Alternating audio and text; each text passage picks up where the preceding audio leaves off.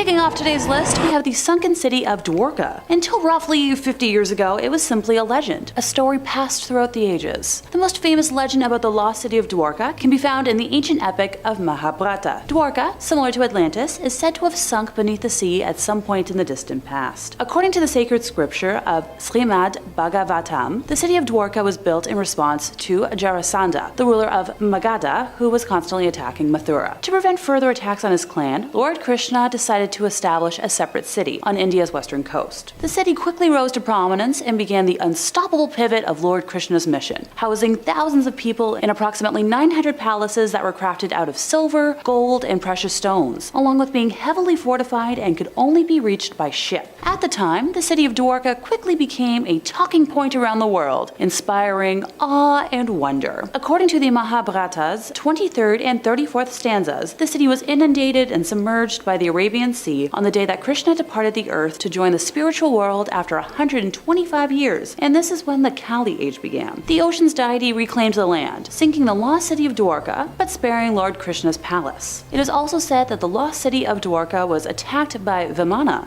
a flying machine. The description of the fight encourages ancient alien theories, as it appears that it was fought with sophisticated technology and powerful weapons from orbit. The spacecraft launched an attack on the city using energy weaponry, which resembled a lightning strike to onlookers, and it was so devastating that much of the city lay in ruins following the attack. A marine scientist discovered remnants of an underwater civilization near the coast of Dwarka, the city that's still on land that is, in the 1970s, and in 2002, scientists discovered an extremely advanced civilization from the past lying untouched beneath the ocean's surface. With the help of sound matrix and image technology, along with sub-bottom profiling, marine scientists were able to find the exact location of the city, including some stone structures. The lost city of Dwarka was officially found 120 feet underwater in the Gulf of Cambay, off the western coast of India. Thanks to carbon testing, it was established that the city is anywhere between 7,000 to 9,500 years old and stretches out 7 to 8 kilometers long and 3 to 4 kilometers in width. The most fascinating, or creepy thing about this underwater city, depending on your point of view, is that all human remains are still intact. Ergo, the main reason it made its way to today's list. Look, I'm not a scuba diver, but I can't think I'd be too fond of swimming around casually, admiring, architecture, and bam! Perfectly preserved dead bodies. During the 2002 excavation of Dwarka, many mud vessels, temple bells, ancient ritualistic vessels, and other artifacts were found, with the carbon dating indicating that they date back to roughly 7,200 BC, otherwise known as the prehistoric period. At the time of this research, scientists also found that a massive man-made wall that's almost 2,000 feet tall that has since been unearthed during periods of low tide and can't be easily seen. Granted, they're still waiting on absolute results from some strange structures made of iron they weren't able to identify. Maybe they're from the aliens? In fourth place, we have the Antarctica sea spiders. Okay, I'll admit it now, this one might be on the list purely because of how much it made me jump while researching. Seriously, look at the photos of these things. Yeah, this reaction is genuine. If I get nightmares tonight, I'm blaming y'all, okay? Before I start talking specifically about the big guys, time to dive into exactly what sea spiders are. Sea spiders are marine arthropods of the Pentapoda order and belong to the Pycnogonida class. They're cosmopolitan, and well, to some of us that sounds like a fancy drink. It just means they're found in oceans around the world. Lucky for me. There's over 1,300 known species, and they have legs ranging from 1 millimeter to over 70 centimeters in length, and that's over 2 feet in length. While most of them are towards the smaller end of this range, that one qualify as terrifying now. Would it? Although sea spiders are not true spiders, or even arachnids, their traditional classification as chelicerates would place them closer to true spiders than to other well-known arthropod groups, such as insects or crustaceans if correct. Sea spiders tend to either walk along the bottom of the ocean with their stilt-like legs, or just swim above it using an umbrella pulsing motion. They're mostly carnivorous predators or scavengers that feed on sponges, polychaetes, and bryozoans. Alright, time to talk specifically about the big guys. Those really long legs I mentioned a moment ago are everything to the Antarctic sea spider, since they're where its vital organs are kept, because it doesn't have much of a body. Its proboscis is also important because that's what it uses to suck the insides out of worms, jellyfish, sponges, and other soft body prey. Sounds delicious, I guess? Right now, all I can picture is like that one scene from The Lion King where Timon and Pumbaa are sucking the insides out of squishy bugs, and I'm pretty sure Simba and I are having the exact same facial reaction. For my brain's sake, it's highly unlikely for most of us to ever come across one of the giant spiders, since they only live in the oceans around the polar regions. Gigantism has been observed in a number of other Arctic and Antarctic species, leading biologists to consult a couple of theories that certain elements of the polar environment must be conducive to humongous body size. Over several hypotheses have been put forward, with some scientists claiming that large body size may have developed as an evolutionary trait to enable animals to withstand long periods of starvation during the winter, when resources tend to become, scarce in the polar regions. While others have suggested that some of these species may be somehow descended from creatures that invaded the Arctic and Antarctic from the deep sea, where high rates of gigantism have also been recorded. However, a recent study lends support to an entirely different theory, which revolves around the availability of oxygen in the polar oceans, since oxygen is more soluble in cold water than warm water. It has been suggested that this high availability of oxygen, coupled with the fact that low temperatures slow animals' metabolism down and reduce their need for oxygen, could facilitate their gigantism. And hey, they're not venomous, so overall, they're not as dangerous. But that's not gonna stop my fears. In third place, we have the Mariana Trench. I'm just gonna apologize in advance because I know I'll slip up at some point, if not every time, and say Mariana's Trench out of habit. I can't help it. They're my favorite band. Even writing up my points today, I kept adding in the extra S. Feel free to let me know in the comments if you're also a fan. The Mariana Trench is an oceanic trench located in the western Pacific Ocean, about 200 kilometers east of the Mariana Islands, and it is the deepest oceanic trench on Earth. It's crescent-shaped and measures about 2,550 kilometers in length and 69 kilometers in width. The maximum known depth is roughly over 36,000 feet, plus or minus another 80 feet, which is way too much math for my brain. At the southern end of a small slot-shaped valley and its floor known as the Challenger Deep. For reference, if Mount Everest was located at this point in the trench, its peak would still be underwater by more than 2 kilometers. And just remember, that's the world's tallest mountain we're talking about here, not some cute little hike. The Mariana Trench has been a major area of intrigue throughout history, with the trench first being explored during the Challenger expedition in 1875 using a weighted rope, which recorded a depth of 26,850 feet. In 1877, a map was published titled the Tiefenkarte des Grosses Oceans, or Depth Map of the Great Ocean, for those of us who don't feel like butchering a pronunciation today. Most recently, in 2011, it was announced at the American Geophysical Union Fall Meeting that a U.S. Navy hydrographic ship equipped with a multi-beam echo sounder had conducted a survey which mapped the entire trench to 330 feet resolution. As of 2022, 22 crewed descents and 7 uncrewed descents have been achieved. Some notable discoveries over the years include the 1960 expedition, which claimed to have observed large creatures living at the bottom, such as flatfish that were about 30 centimeters long, and shrimp. In July of 2011, a research expedition deployed untethered landers, or drop cams for those of us that prefer simple English, equipped with digital video cameras and lights to explore this deep sea region. Gigantic single-celled organisms with a size of more than 10 centimeters in diameter, belonging to the class of Monothelomia, were observed. Monothelomia are noteworthy for their size, their extreme abundance on the seafloor, and their role as hosts for a variety of organisms. In December of 2014, a new species of snailfish was discovered at a depth of approximately 26,722 feet, breaking the previous record for the deepest living fish seen on video. During that 2014 expedition, several new species were filmed, including amphipods known as supergiants, bringing us back to that deep water gigantism I talked about earlier. Now, before any of y'all go, but Alexa, why is this scary? Well, it's because it's a constant unknown. Being so large and so deep, something new and creepy is discovered every time people explore its depths. Who knows what's still hiding down there? In second place, we have the blue-ringed octopus. Now, just a little background. An octopus is a soft-bodied, 8-limbed mollusk of the Octopoda order that consists of around 300 different species. Like other cephalopods, an octopus is bilaterally symmetric, with 2 eyes and a beaked mouth at the center point of the 8 limbs. The soft body can radically alter its shape, enabling octopuses to squeeze through small gaps. The siphon is used both for respiration and for locomotion by expelling a jet of water. Octopuses have a complex nervous system and excellent sight, and are among the most intelligent and behaviorally diverse of all invertebrates. Octopuses inhabit various regions of the ocean, including coral reefs, pelagic waters, and the seabed. Some live in the intertidal zone and others at abyssal depths. All octopuses are venomous, but only the blue-ringed octopuses are known to be deadly to humans, ergo why they're my focus today. This specific species can be found in tide pools and coral reefs in the Pacific and Indian Oceans, from Japan to Australia, and can be identified by their yellowish skin and characteristic blue and black rings that change color dramatically when threatened. They eat small crustaceans, including crabs, hermit crabs, shrimp, and other small sea animals. Despite their small size that ranges from 5 to 8 inches in circumference, they are very dangerous to humans if provoked when handled because their venom contains a powerful neurotoxin tetrodotoxin, which can cause loss of all sensations and paralysis of voluntary muscles, including the diaphragm and intercostal muscles, ergo stopping breathing. The full list of possible side effects from the venom include nausea, heart failure, severe and total paralysis, blindness, and can lead to death within minutes. The blue-ringed octopus carries enough venom to kill 26 adult humans within minutes. I'm just going to repeat that to be clear, 26 adult humans within minutes. Their bites are tiny and often painless, with many victims not realizing they have been envenomated until respiratory depression and paralysis begins. Oh, and by the way, there is no such thing as blue-ringed octopus antivenom available. And finally, in first place we have the stonefish. Now, you might be asking, after the deadly octopus and a literal pit in the ocean,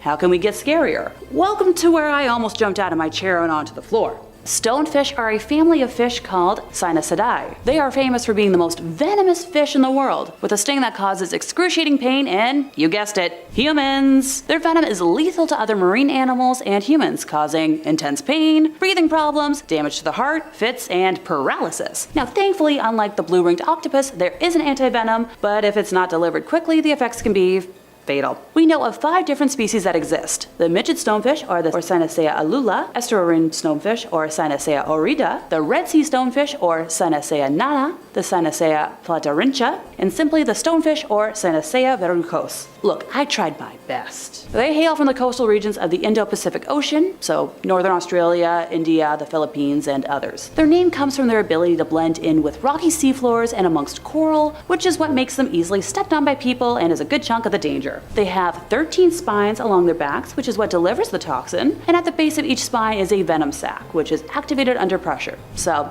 you know, when somebody accidentally steps on them. Now, if that's not terrifying enough for you, because we do have a reputation to uphold here, scientists at the University of Kansas have discovered that stonefish also have a hidden switchblade in their face that they can flick out whenever they feel like they're in danger. They call this bony, blade-like protrusion a lacrimal saber, and it's located on a bone under the fish's eyes. The saber is housed inside the fish's head, and they use their cheek muscles to deploy it. One good thing at least is that it's not venomous like their spines. Number 5. Siphonophores. Now, what you're looking at right now definitely looks alien. It looks like something out of one of the Avatar movies. It looks like a giant sea serpent, right? What it actually is one long organism made up of countless individual creatures joined together called siphonophores. Now, siphonophores are some of the weirdest and most fascinating creatures in the ocean. They're a type of colony. They're a living colony that consists of multiple individual creatures called zooids. Each one has their own specialized function and they all work together. From their appearance and behavior, there's not really a lot of things like siphonophores out there. They come in all sorts of shapes and sizes, but they all share a basic structural design. They consist of a long, slender stem, or like a stalk, with multiple branches or tentacles coming out of it. Each of these branches or tentacles is actually an individual little zooid, specialized for a particular task like feeding, swimming, or reproduction. Oh, everybody's jealous of the reproductive zooids. Always a feeder. One of the most interesting aspects of them though is how they eat actually. They're active predators and they use those long tentacles to capture small fish and plankton and stuff. However, unlike a lot of predators, siphonophores don't just use their tentacles to capture their prey. What they do is they use these stinging cells called nematocysts, which are located on the surface of their tentacles to paralyze their prey. And once their prey is immobilized, tentacles coil around and bring it to the siphonophore's mouth, which is located at the base of the tentacles. And yep, you are definitely going to be thinking about that tonight when you try to go to sleep. Now, despite all these cool things I have told you, there's still so much we don't know about them because they're largely a mystery. They're difficult to study and understand, mostly because they're really far down deep in the ocean where we can't get at, and they're also extremely fragile. But boy, are they weird? And if you're looking for more strange stories about horrors under the water, well, this is part 2, so you already know we've got plenty of videos on that, and oh my god, if you like the Megalodon, we've got a video or 2 for you. But if you don't want stuff from the ocean, we got just about anything scary you could think of. Click on through and subscribe, and make sure you hit that bell and don't miss a scream. But, whew, slow down there, buddy. Do that at the end of this video, okay? I got way more weird sea creatures for you. Number 4, the immortal jellyfish. We're all born to die, are we not? That's what Lana Del Rey said, and I trust her more than anyone. Well, us humans, maybe. But some of us are built different, like the immortal jellyfish. The immortal jellyfish is a fascinating and downright eerie creature that's got the attention of scientists and the public alike. This thing is tiny, it's only about 5 millimeters inside, it's found all over the world, and it has an incredibly unique ability to regenerate its cells and reverse its aging process, effectively making it immortal. So far, this is the only creature that's been shown to prestige once it hits max level. It's a little joke for my Modern Warfare friends. This means that the immortal jellyfish can genuinely live forever as long as it doesn't fall prey to predators. Pretty good deal. While the idea of immortality sounds like a dream, I mean that's like what half of like all science fiction stories are about, is trying to make yourself immortal. The immortal jellyfish has raised concerns about the impact of its population growth on ecosystems. Because these things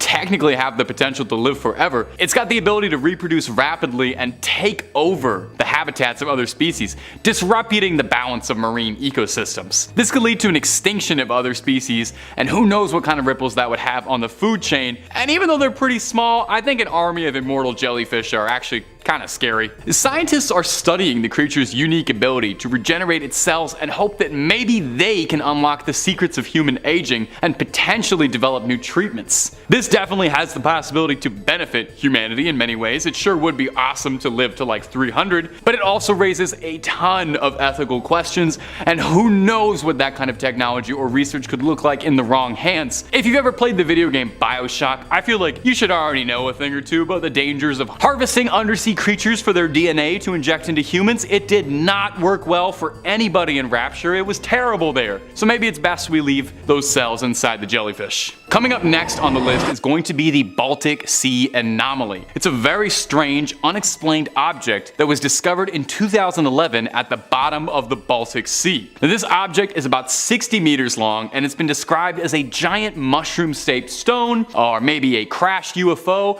or some even think a sunken city. A UFO underwater. Does that make it an unexplained swimming object? A USO? Of course, there are some who think that the Baltic Sea anomaly could just be a natural formation formed from years of erosion, but that would be boring. Despite numerous attempts to study the anomaly and try and figure out just what it is, it remains a puzzle to scientists and a source of fascination. I mean, that's why we're still calling it the Baltic Sea anomaly, not the Baltic Sea we know what it is. Definitely the most scary thing about it is that it's completely shrouded in uncertainty. This thing was discovered by accident. You know, they weren't even looking for it. They were looking for shipwrecks and happened to find it. And since then, it has been the subject of constant speculation. Some, like I said before, believe that it could just be a natural formation, while others argue that this could be a shining piece of evidence towards an ancient civilization or even extraterrestrial life. There are some as well who are concerned that it could be a threat to the environment around it, because there are some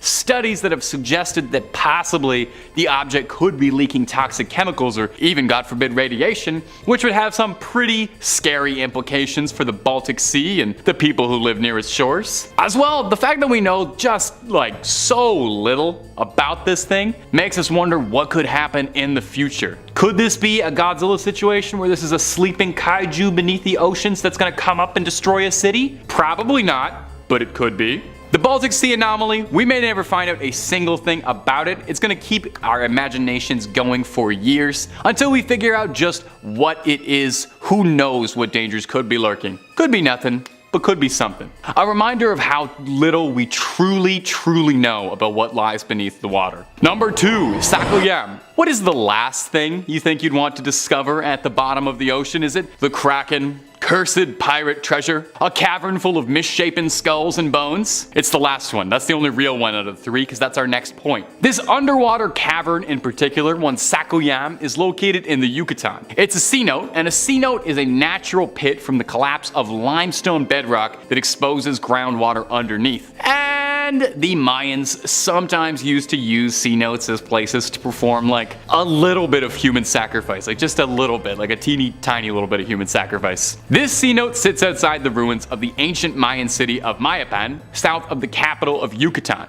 It was a major political center from the 12th to 15th century and contained within its stone walls a secret Mayan city. Now there were around 40 cenotes which served as water sources for the residents and a pretty convenient place to store the misshapen bones of your human sacrifices. Legend says that this particular cenote is noteworthy for being guarded by a feathered, horse-headed serpent, and when researchers dove in, they discovered there were very real reasons to be afraid. Bones scattered across the sea floors. 15 sets of bones marked by 15 bizarrely elongated skulls. These skulls were flattened during infancy. Why the Mayans did this is a bit puzzling to researchers and me. I don't know how much you know about like anatomy and biology, but traditionally the skull works best when it's not flattened. Now interestingly, researchers believe that these people weren't sacrificed, but rather their bones were laid to rest here to get closer to the underworld as they await the next cycle of rebirth. I only hope we didn't disturb them. I don't want to wake someone up while they're sleeping. And number 1, the Yonaguni Monument. Now you've definitely heard of the lost city of Atlantis, this mythical city that could have been signs of an ancient technologically advanced civilization that people believe sunk. But have you ever heard of the Yonaguni Monument? It's been called the Japanese Atlantis. It's a mysterious structure found off the coast of Japan that's puzzled scientists and researchers for decades. Some argue that it was crafted by an ancient civilization. Now, the monument itself is a sprawling complex of stone structures, steps and platforms, and the most defining feature is a massive pyramid that looms over it with precise angles and straight lines that make it seem like somebody engineered this thing rather than this thing just happened. It defies natural explanation. Many people believe that this monument was created by some unknown ancient civilization that's been completely lost to history. The design and precision of the stone suggests that it was crafted with care and skill, likely by a culture with technology a little more advanced than ours. If it's a conspiracy you prefer that aliens did it, then definitely it's a possibility that aliens built this thing. Now, others believe that the monument is simply a natural formation, and I can already hear you booing, that has been shaped by the forces of erosion and tectonic activity, as if you really believe in erosion. It's all a scam. They argue that the angles and straight lines are simply coincidental, and the monument is nothing more than a curious formation. Sure, that's plausible, but it does feel like a bit of a cop-out, and I just don't buy it personally. I'm usually more of a skeptic than not, but I have trouble believing that erosion and the passage of time could create something so strongly looking like a lost city. It would just be a very big cosmic coincidence, is all I'm saying. Now, we know so little about the monument, and perhaps we never will, and that's just what makes it so interesting. So you let me know down below, what do you think the Yonaguni Monument is? Something from an ancient culture? Evidence of aliens on Earth long before us? Or just some rocks that happen to look like a temple? Coming in at number 5, we have the narwhal tusk. If any of you have ever seen the movie Elf, then you're familiar with the cute narwhal in the beginning of the movie, and that movie really brought narwhals to the public's attention and making this sea creature more popular than ever before, but so much about this creature is a mystery. In 1577, the English explorer Martin Frobisher led an expedition of 150 men to the northern Canada in search of gold, but they had come across something they had never intended, and that was the sea unicorn. The myth of the unicorn goes back centuries, and the business of unicorn horn trade was sustained through the Middle Ages and Renaissance by Vikings who killed the so-called sea unicorns, cut off their horns and sold them for an astronomical price. As European naturalists became more familiar with the world's animal, the myth of the unicorn faded, but mystery of the sea unicorn continued. Frobisher's discovery was actually what we know today as the narwhal, but the horn itself continues to be speculated by many. But the horn is apparently not a horn at all, but is a tooth. The relatives of narwhals include species like the beluga whales, orcas and dolphins, but the mystery remains of how did this massive freakish tooth evolve in this one specific species, after its ancestors branched off from whales with ordinary teeth. Many scientists and researchers debate about what this tooth is used for, and some suggest it's an acoustic probe, a rudder, an ice picker, or a spear for battling predators. These creatures don't make it easy for researchers to see them use their tusk for anything at all, so it makes many people continue to question it. Many Many have come up with many different theories about this so-called horn and what they use it for and why they have it. It has created a huge debate between researchers and scientists to this day, but no definite answer has come out to this day. In at number 4 we have the submarine disappearances in 1968. This is one giant mysterious situation, which is the disappearance of 4 submarines from 4 different countries in 1968. The USS Scorpion, a Soviet submarine K-129, a French submarine Minerve, and the INS Dwarka went inexplicably missing over just a 5-month period, and the last 2 disappearing only 4 days apart. The exact causes of these sinkings remain unknown and remain a mystery over 50 years later. The INS Dwarka was scheduled to arrive in Israel on January 29, 1968. When it didn't return, searchers went out to find it, but after a while there was no sign of the missing submarine. So the search ended on February 4th, and the 69-man crew was officially declared dead in 1981. The cause of the sinking was never determined, and theories say that either a mechanical or human error caused a catastrophic accident, or that the submarine snorkel was damaged after hitting another ship, causing it to flood. The Minerve was on the training operation in the Mediterranean on January 27, 1968, and when they were on their way home, the men were caught in a bad storm. When it was 30 miles away from the port, the Minerve made contact with the men on land and said it would port in about an hour, but an hour came and went, and the submarine had never returned. A frantic search was conducted with 20 vessels and aircrafts trying to locate the Minerve, but it was eventually called off on February 2nd when they found nothing. The K-129 with a crew of 98 descended on March 8, 1968, and almost 2 weeks into patrol on the North Pacific, the K-129 failed to send a scheduled radio message. The Soviets soon began a frantic search, and after 2 months of no sign of the submarine, they gave up their search. The cause of the ship sinking remains unknown and will likely never be known. Almost 3 months after the K-129, the USS Scorpion, a nuclear-powered attack submarine with a crew of 99 men, went missing in the Atlantic while on its way back from a patrol in the Mediterranean. It was sent out on February 15, 1968, and toward the end of its patrol, it radioed that it was expected to return on May 27th. But as you can guess, the USS Scorpion would never return. Like the others, many searched for the lost ship, but on June 5th, the Scorpion and its crew were declared presumed lost. Over the years, there have been multiple searches for these submarines, but only parts have been recovered, and it's considered one of the biggest mysteries that happened in the sea. No one knows why so many went missing in such a short amount of time, how exactly they went missing for so long, and what exactly made these vessels disappear. And this is a mystery we may never get the answer to. Coming in at number 3, we have the Bermuda Triangle. Named for the triangular shape of around 500,000 square miles of ocean between Miami, Bermuda, and Puerto Rico, for centuries the Bermuda Triangle has been mystified as a harrowing patch of ocean where sailors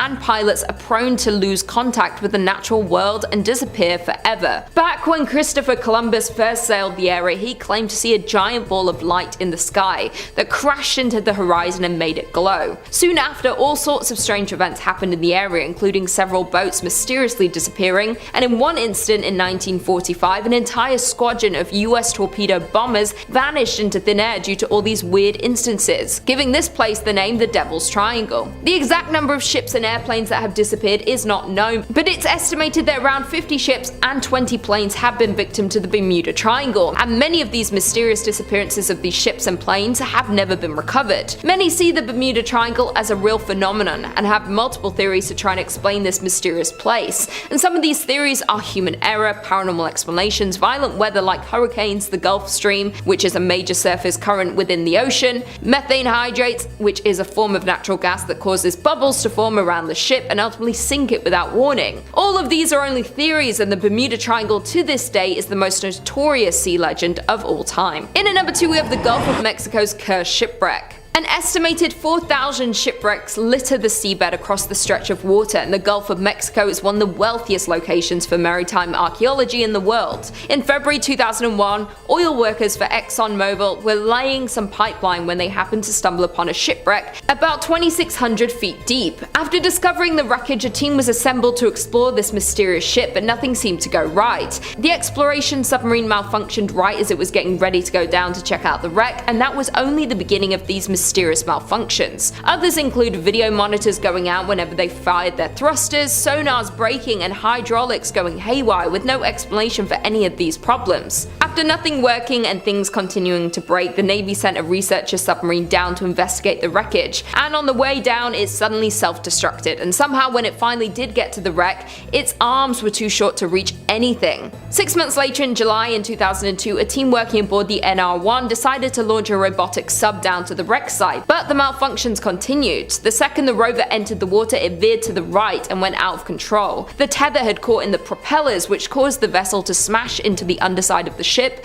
and the rover was never recovered. Later in the summer of 2002, the curse would continue as a ship from Sustainable Sea Program of the NOAA offered to pick up artifacts from the site. The first time the vessel attempted to leave the dock, debris was lodged in the propeller. The second time, the propeller locked and the ship ended up in dry lock, needing repairs. Over the years, many others have tried to learn more about this wreck, but little was found, and what was found wasn't at all helpful. To this day, nothing has been able to get too close to the shipwreck to investigate and explore the phenomenon, and very little is known about this mysterious ship. Many believe the lives lost in the wreck continue to haunt the ship and will keep anyone and everything out of it at all costs. And finally, in at number 1, we have the unmapped ocean floor. This is truly one of the biggest mysteries, and humans' curiosity about the Earth's floor is centuries old. Much remains to be learned about the ocean, especially exploring the mystery of the deep sea. From mapping and describing the physical, biological, geological, chemical, and archaeological aspects of the ocean and understanding their dynamics. For centuries, scholars believed the deep sea to be a lifeless place. Until the late 19th century, we've discovered there is a diversity of life and creatures living down there. Many researchers and divers had tried to dive and take submarines down to explore more of this unknown place,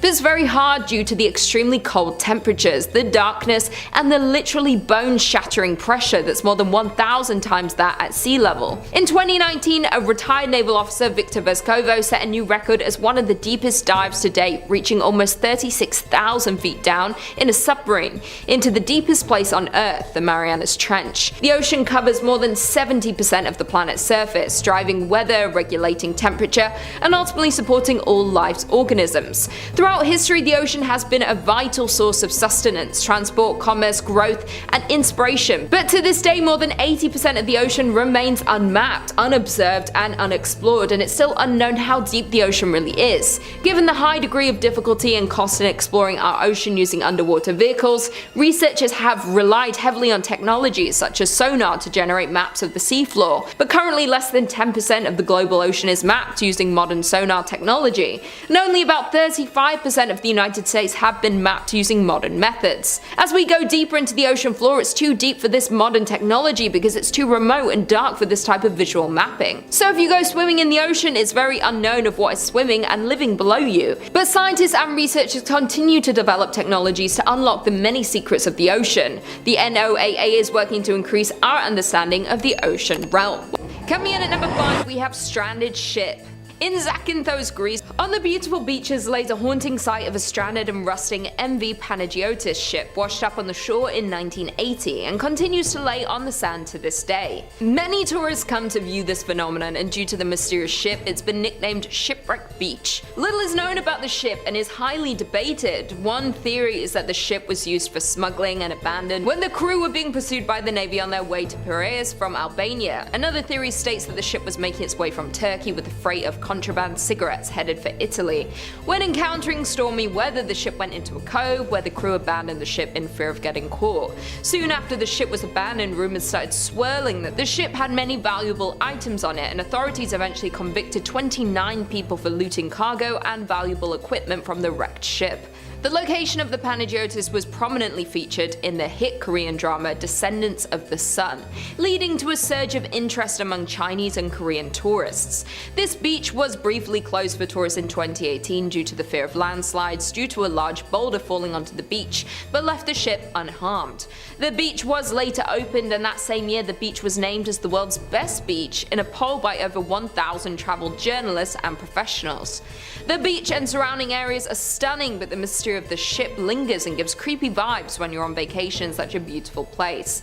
Some tourists have stated while getting close to the ship they've heard noises coming from inside, and some locals believe that this ship is haunted by the past crew members. In at number 4 we have numerous lost cities. One of the most famous lost cities that have been located in the ocean is the lost city of Atlantis. The lost city used to actually consist of a few islands where the founders had created a utopian civilization and became a great naval power. Their home consisted of concentric islands separated by wide moats and linked by a canal. The island of gods contained gold, silver and other precious metal and had an abundance of rare and exotic wildlife. Many believe Atlantis and the story behind it was a fictional story that was created by an ancient Greek philosopher Plato, but others believe it was a real story and that the lost city is supposedly located in the Atlantic Ocean, while others say it's the Mediterranean or under Antarctica, and this is a popular debate. Besides the highly debated Atlantis, there are currently at least a dozen lost cities that rest at the bottom of the ocean near places like Greece, Japan and India. The Sunken Palace of Cleopatra is one of the most fabled underwater remnants of the ancient world. It had sunken more than 1400 years ago when an earthquake and tsunami hit Alexandria, Egypt. One of the most spectacular and intact lost cities is Shisheng, or otherwise known as the Lion City, which is located at the bottom of China's Quandao Lake.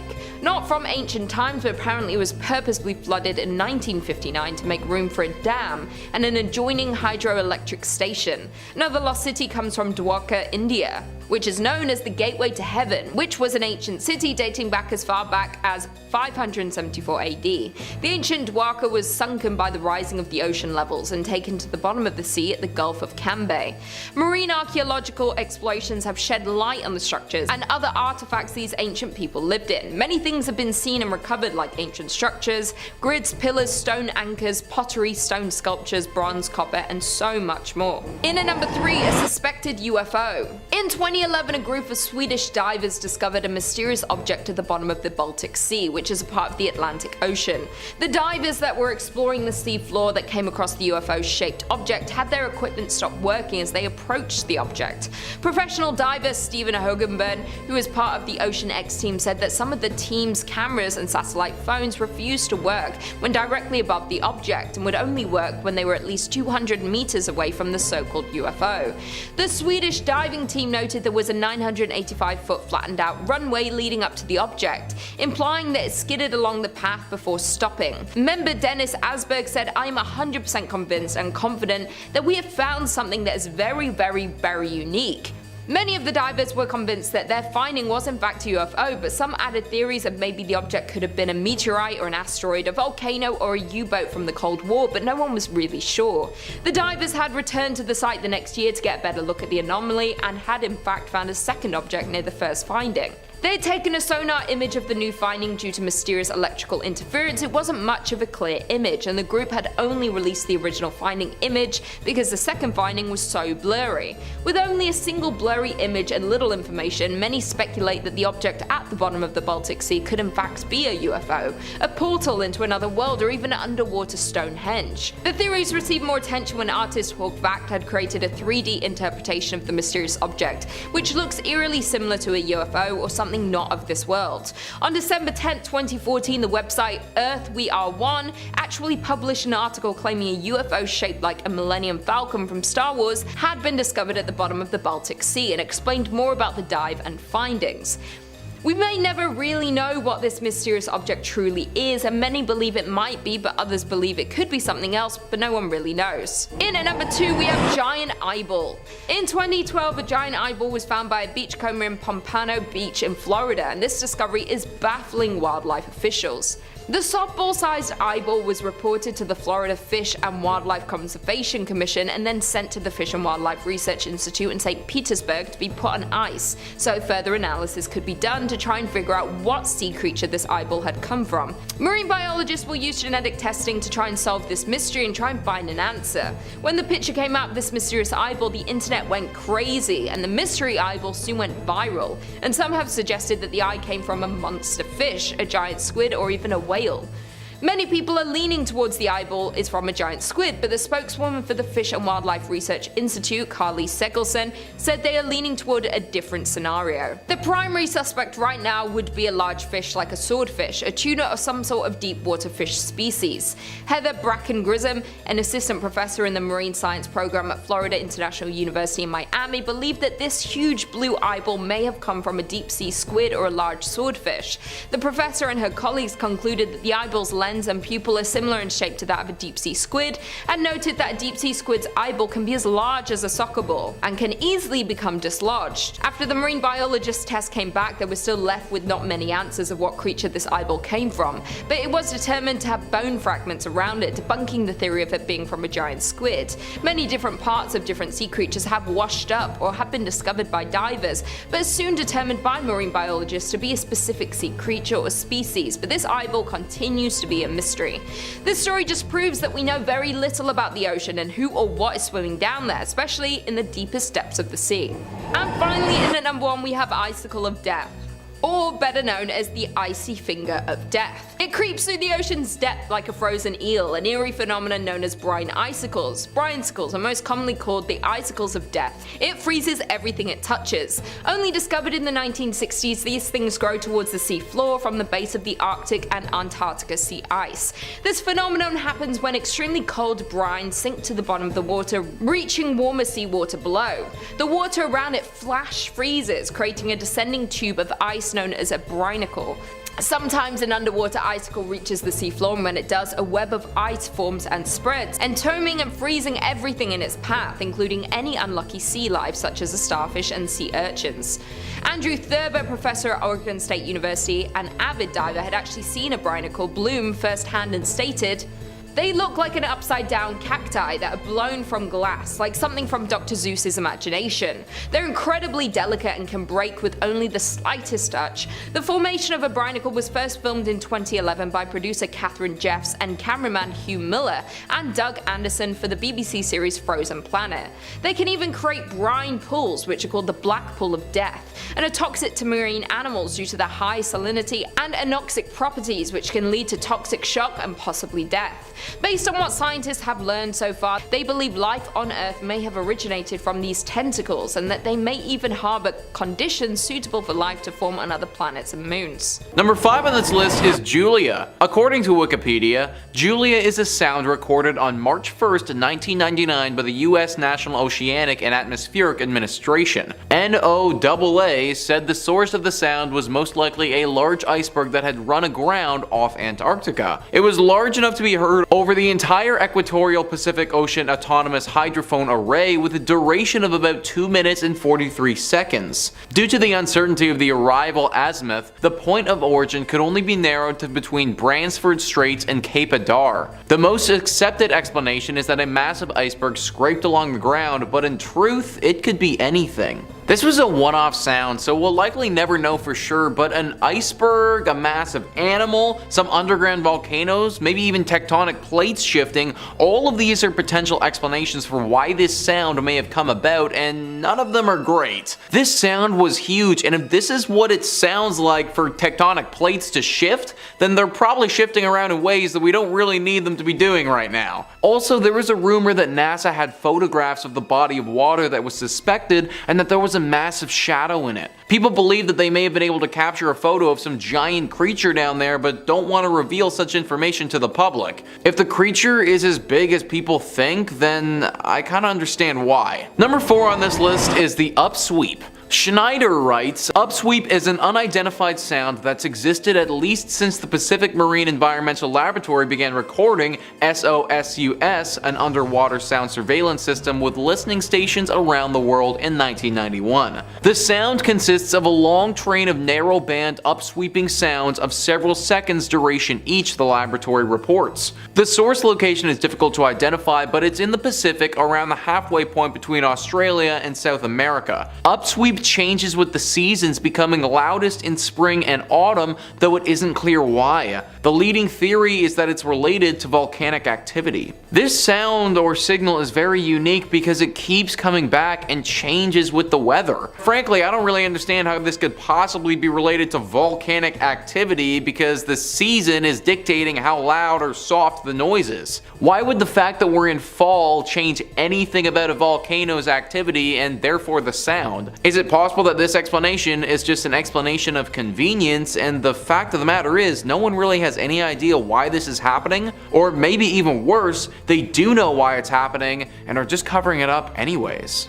Number 3 on this list is the hum. The hum is one of the most interesting signals from the deep ocean that we've ever run into. Caitlin Schneider writes, the hum has been recorded on several occasions, mostly during the last 50 years or so. In these cases, there have been reports of a relentless and troubling low-frequency humming noise that can only be heard by a certain portion of the population. It's difficult to pinpoint when instances of the hum began, but it's been well documented since the 1970s, and since then, cases have popped up all over the world, from Ontario, Canada, to Taos, New Mexico, to Bristol, England, to Largs, Scotland, and Auckland, New Zealand. In most instances, the affected group only makes up 2% of the population, but for those individuals, the hum is largely inescapable and impossible to track. Those affected report never having heard noises before and say the hum is generally heard indoors and becomes louder at night. It's also most common in rural and suburban areas and among people between age 55 and 70. Scientists have long investigated the cause of the drone, occasionally tracing it to industrial equipment emitting particular frequencies. For the most part though, the sound has left the world completely puzzled. The list of other possible culprits is long and wide-ranging. Wireless communication devices, power or gas lines, electromagnetic radiation, radio waves,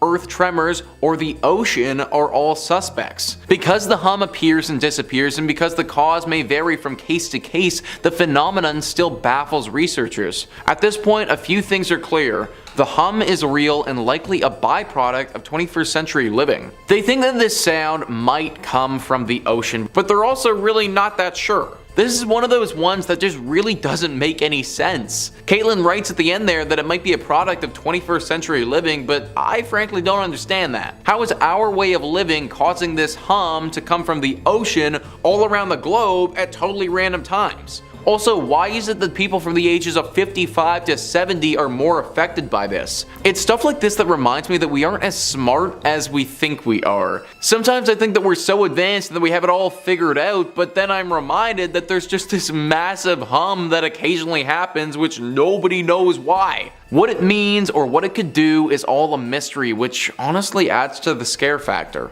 Number 2 on this list is Skyquakes. So when you hear Skyquakes, you probably don't think that they have anything to do with the water, but they actually do. Caitlin Schneider says that Skyquakes, or unexplained sonic booms, have been heard around the world for the last 200 years or so, usually near bodies of water. These head scratchers have been reported on the Ganges in India, the East Coast and inland Finger Lakes of the US, near the North Sea, and in Australia, Japan, and Italy. The sounds, which has been described as mimicking massive thunder or cannon fire, has been chalked up to everything from meteors entering the atmosphere to gas escaping from vents in the Earth's surface, or the gas exploding after being trapped underwater as a result of biological decay, to earthquakes, military aircraft, underwater caves collapsing, and even a possible byproduct of solar and or Earth-based magnetic activity. So there's a lot of explanations there, but I want to circle back to the one about gas getting trapped underwater. Apparently the gas gets trapped and then causes an explosion. Well, what if a ton of gas gets trapped?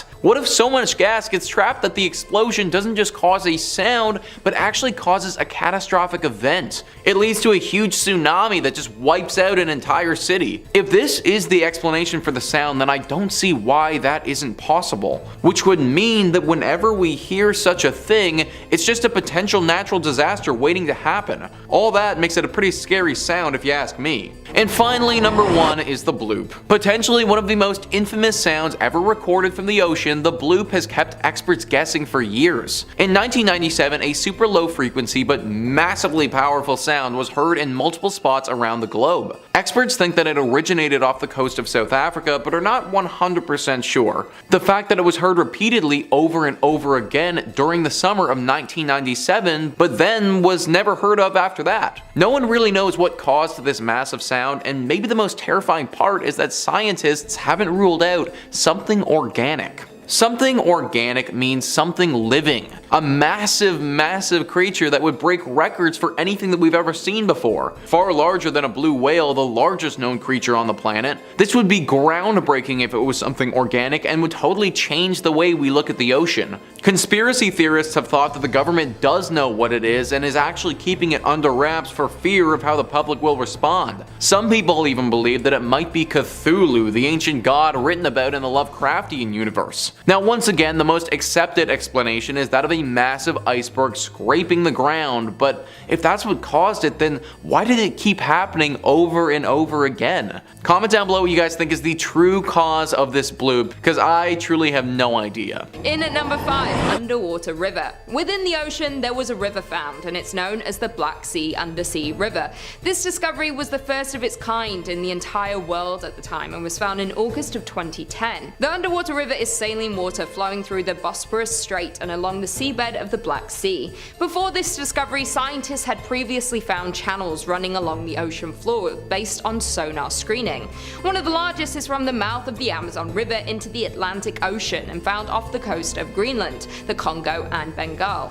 It was believed that these channels could possibly function as rivers. It was this discovery specifically that truly proved their theory correct. This river functions due to the salty ocean water spilling through the Bosporus Strait from the Mediterranean Sea into the Black Sea, where the water has a lower salt content. The largest of these rivers are several miles wide and run for thousands of miles out into the deep ocean, and they prove to be vital to the creatures living in and around them. In many ways, these underwater rivers are very similar to rivers we see on land. They have banks on either side, and smaller rivers feed into the larger ones. These rivers carve valleys into the sea floor, and they follow certain paths and can even change course. Due to the power and unpredictability of these rivers, they have been extremely difficult to explore and learn more about. Researchers tend to send down recording instruments and robotic submarines to try and learn more about these rivers. Sedimentologist Dan Parsons says that these rivers are incredibly powerful and have destructive flows, so it's important we understand how they work. If it was a river on the surface of the earth, then it was ranked as the 6th largest river in the world. This discovery is truly an amazing natural wonder, and because they are so hard to research, study, and learn about, is an incredible phenomenon. In at number 4, we have Great Blue Hole. The Great Blue Hole is located in Belize and is truly a wonder. The hole is a natural sinkhole with surrounding corals and shallow water, accounting for the perfect circle shape and deep blue color. It lies near the center of Lighthouse Reef, and it was formed during several occurrences of Quaternary glaciation when the sea levels were much lower. Fun fact about the Lighthouse Reef can actually be seen from space, and the Great Blue Hole is near the center of it and can see it so clearly from so far away. This site was made famous by Jacques Cousteau, who declared it one of the top 5 scuba diving sites in the world. It was first discovered in 1971 and then explored much more during an expedition in 1997 to collect core sample from the Blue Hole's floor and document the cave system. In December 2018, 2 submarines descended into the Blue Hole to be able to map its interior, and using solar scanning, they were able to make a 3D map of the 1,000-foot wide hole. They had discovered that there was a layer of hydrogen sulfide around 300 feet down. The Great Blue Hole has its name for a reason. It is extremely deep, and it has measured over 400 feet deep. At that depth, it becomes very dark, cold, and not much can survive down there. The submarine expedition also discovered bodies of 2 divers at the bottom. They were believed to be 2 out of 3 divers who had gone missing while diving there. This massive hole is a very popular spot for scuba divers for its crystal blue color and being able to see many different species in and around the area. There are many different types of fish, including the midnight parrotfish and the Caribbean reef shark, along with different shark species like the bull shark and hammerheads. In 2012, the Discovery Channel ranked the Great Blue Hole as number 1 on its list of the top 10 most amazing places on Earth, and if you're interested in checking out this natural wonder, there are full-day trips from the coastal tourist communities in Belize, and you can explore the Great Blue Hole. In at number 3 we have vampire squids. Not only are vampires on land, but they also been found in the ocean. The vampire squids reside throughout the oceans all around the world, mainly in tropical oceans in extreme deep sea conditions. This squid uses its organs and its unique oxygen metabolism to be able to thrive in the parts of the ocean with the lowest concentrations of oxygen, which is extremely hard to do for many other sea creatures.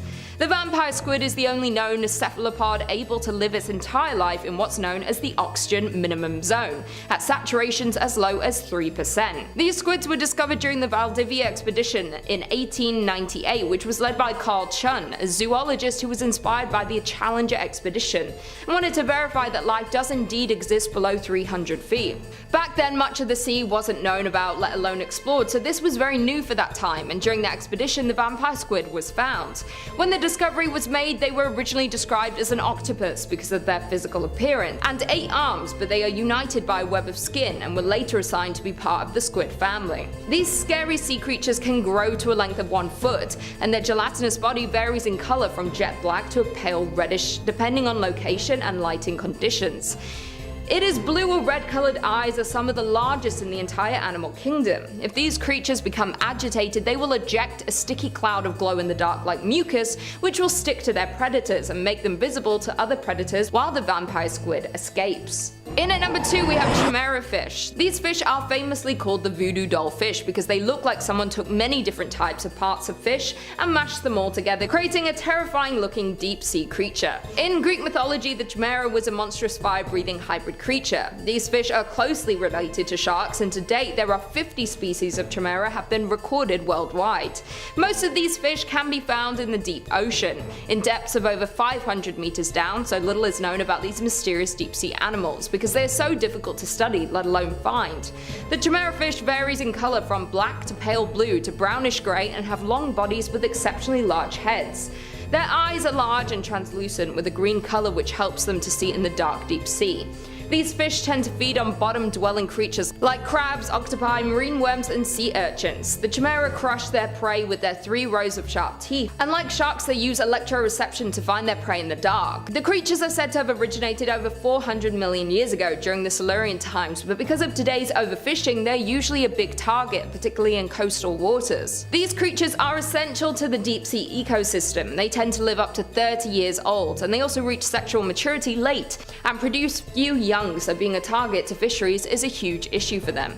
If you're ever going scuba diving, I would beware of the predatory creatures, but thankfully they tend to reside in the deep sea, but they are found in oceans all throughout the world except in Antarctica. And finally, in at number 1 we have garbage. One of the most terrifying on this list is the amount of garbage in our oceans. Garbage is ugly, and it is a threat to all of us on land and especially those living in the oceans. Whenever you go to a beach, no matter in your hometown or on the other side of the world on vacation, you have probably seen some sort of garbage or debris floating in the water or on the beach.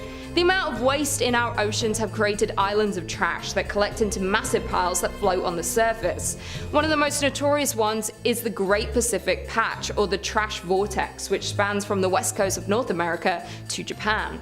Last year it was recorded that there are about 5.25 trillion pieces of plastic waste in our oceans, and studies expect this number to triple in the next 2 decades if no significant action is taken. When researchers and divers traveled down to the deepest part of the ocean, which was a record depth, there was one thing that was so unexpected that they saw. This expedition was done by American undersea explorer Victor Vescovo, who was the first person to dive to the deepest points of the Earth's ocean, traveling over 35,000 feet, and is the deepest manned sea dive ever recorded. During his dive, he discovered something truly terrifying and completely unexpected. In the deepest part of the ocean, where no one has ever traveled, a plastic bag was found. Not only are there large pieces of plastic and garbage in our oceans, but it's the microplastic and the remains of trash that are still composting that are more threatening to marine life than anything, because they can quickly enter and poison the creatures living in our oceans and even people.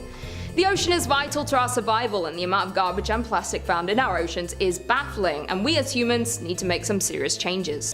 Number 5 on this list is the whale fish.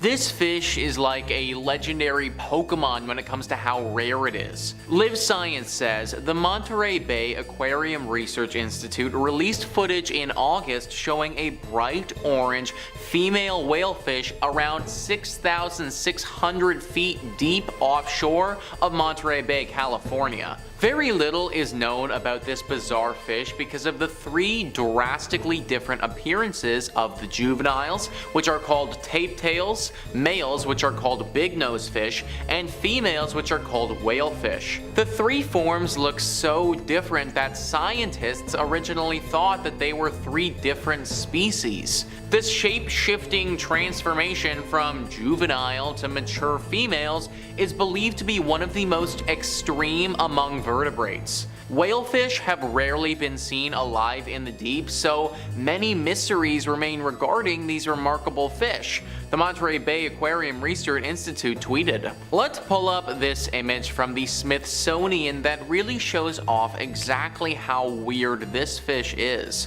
So here we have the three fish, and you can see exactly how different they all are.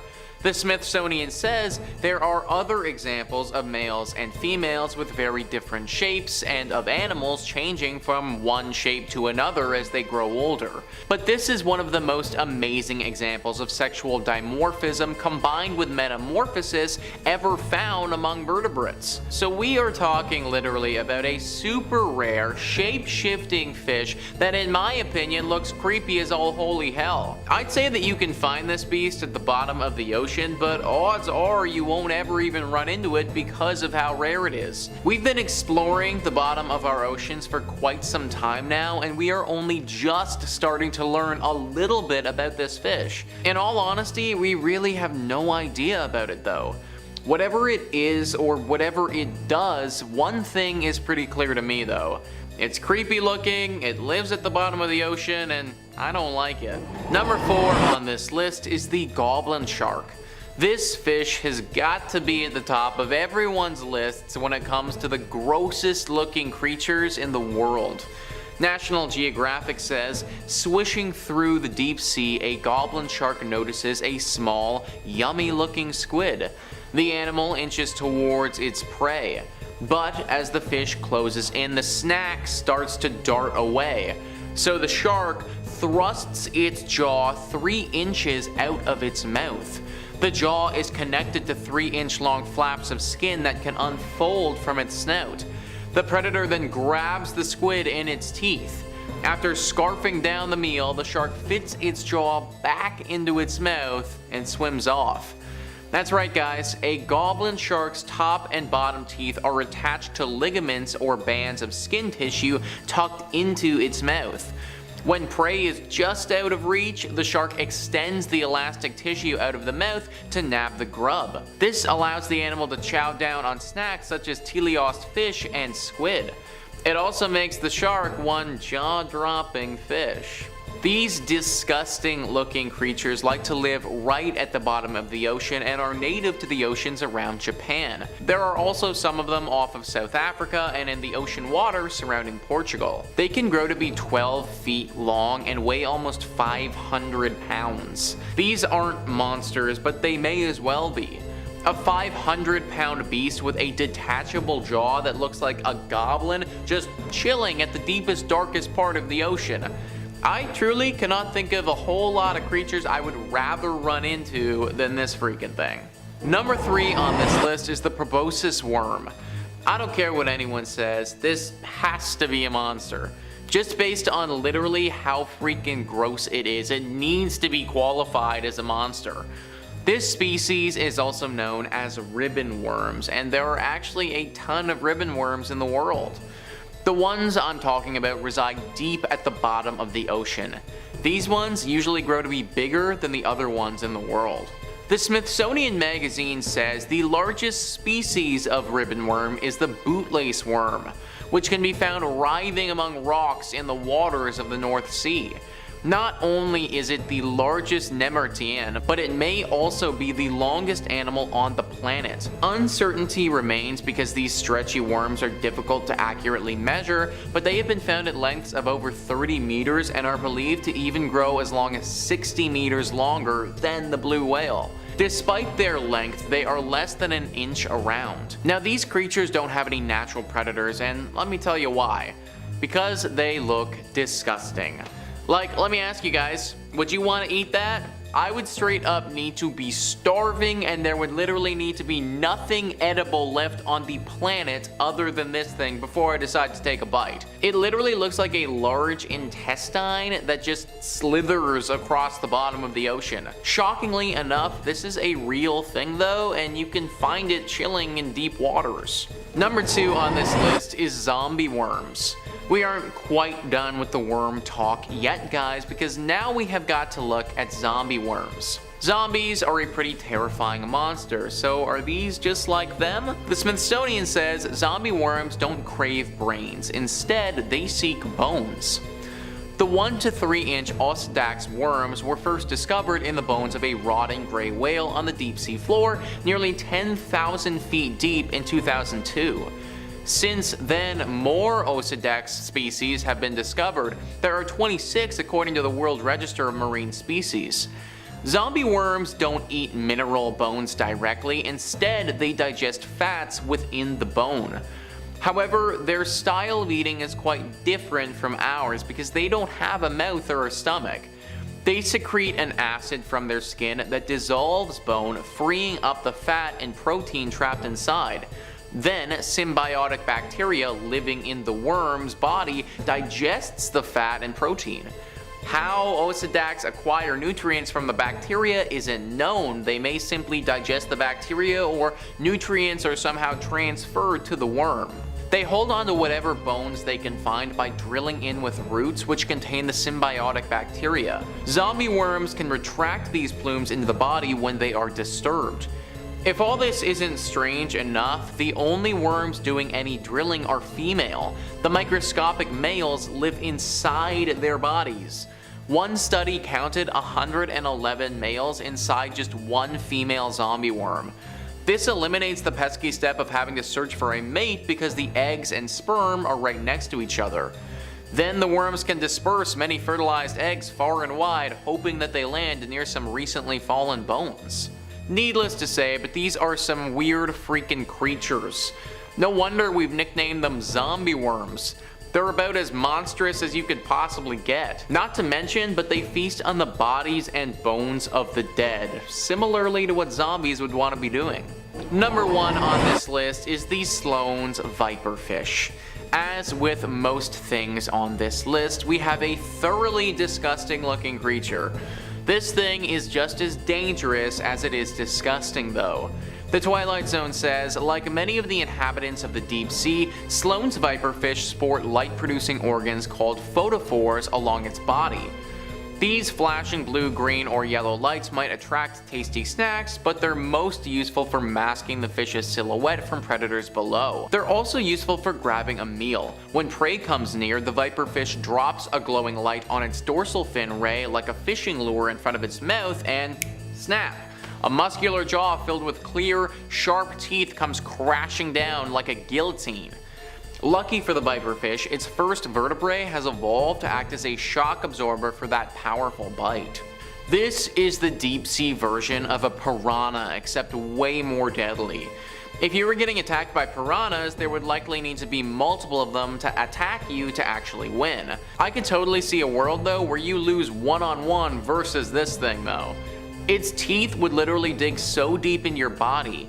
Even at the thickest part of your body, this thing has the potential to go all the way through if it bites you well enough. Thank goodness it's swimming thousands of meters below us and we don't need to worry about it popping up on our next snorkeling adventure.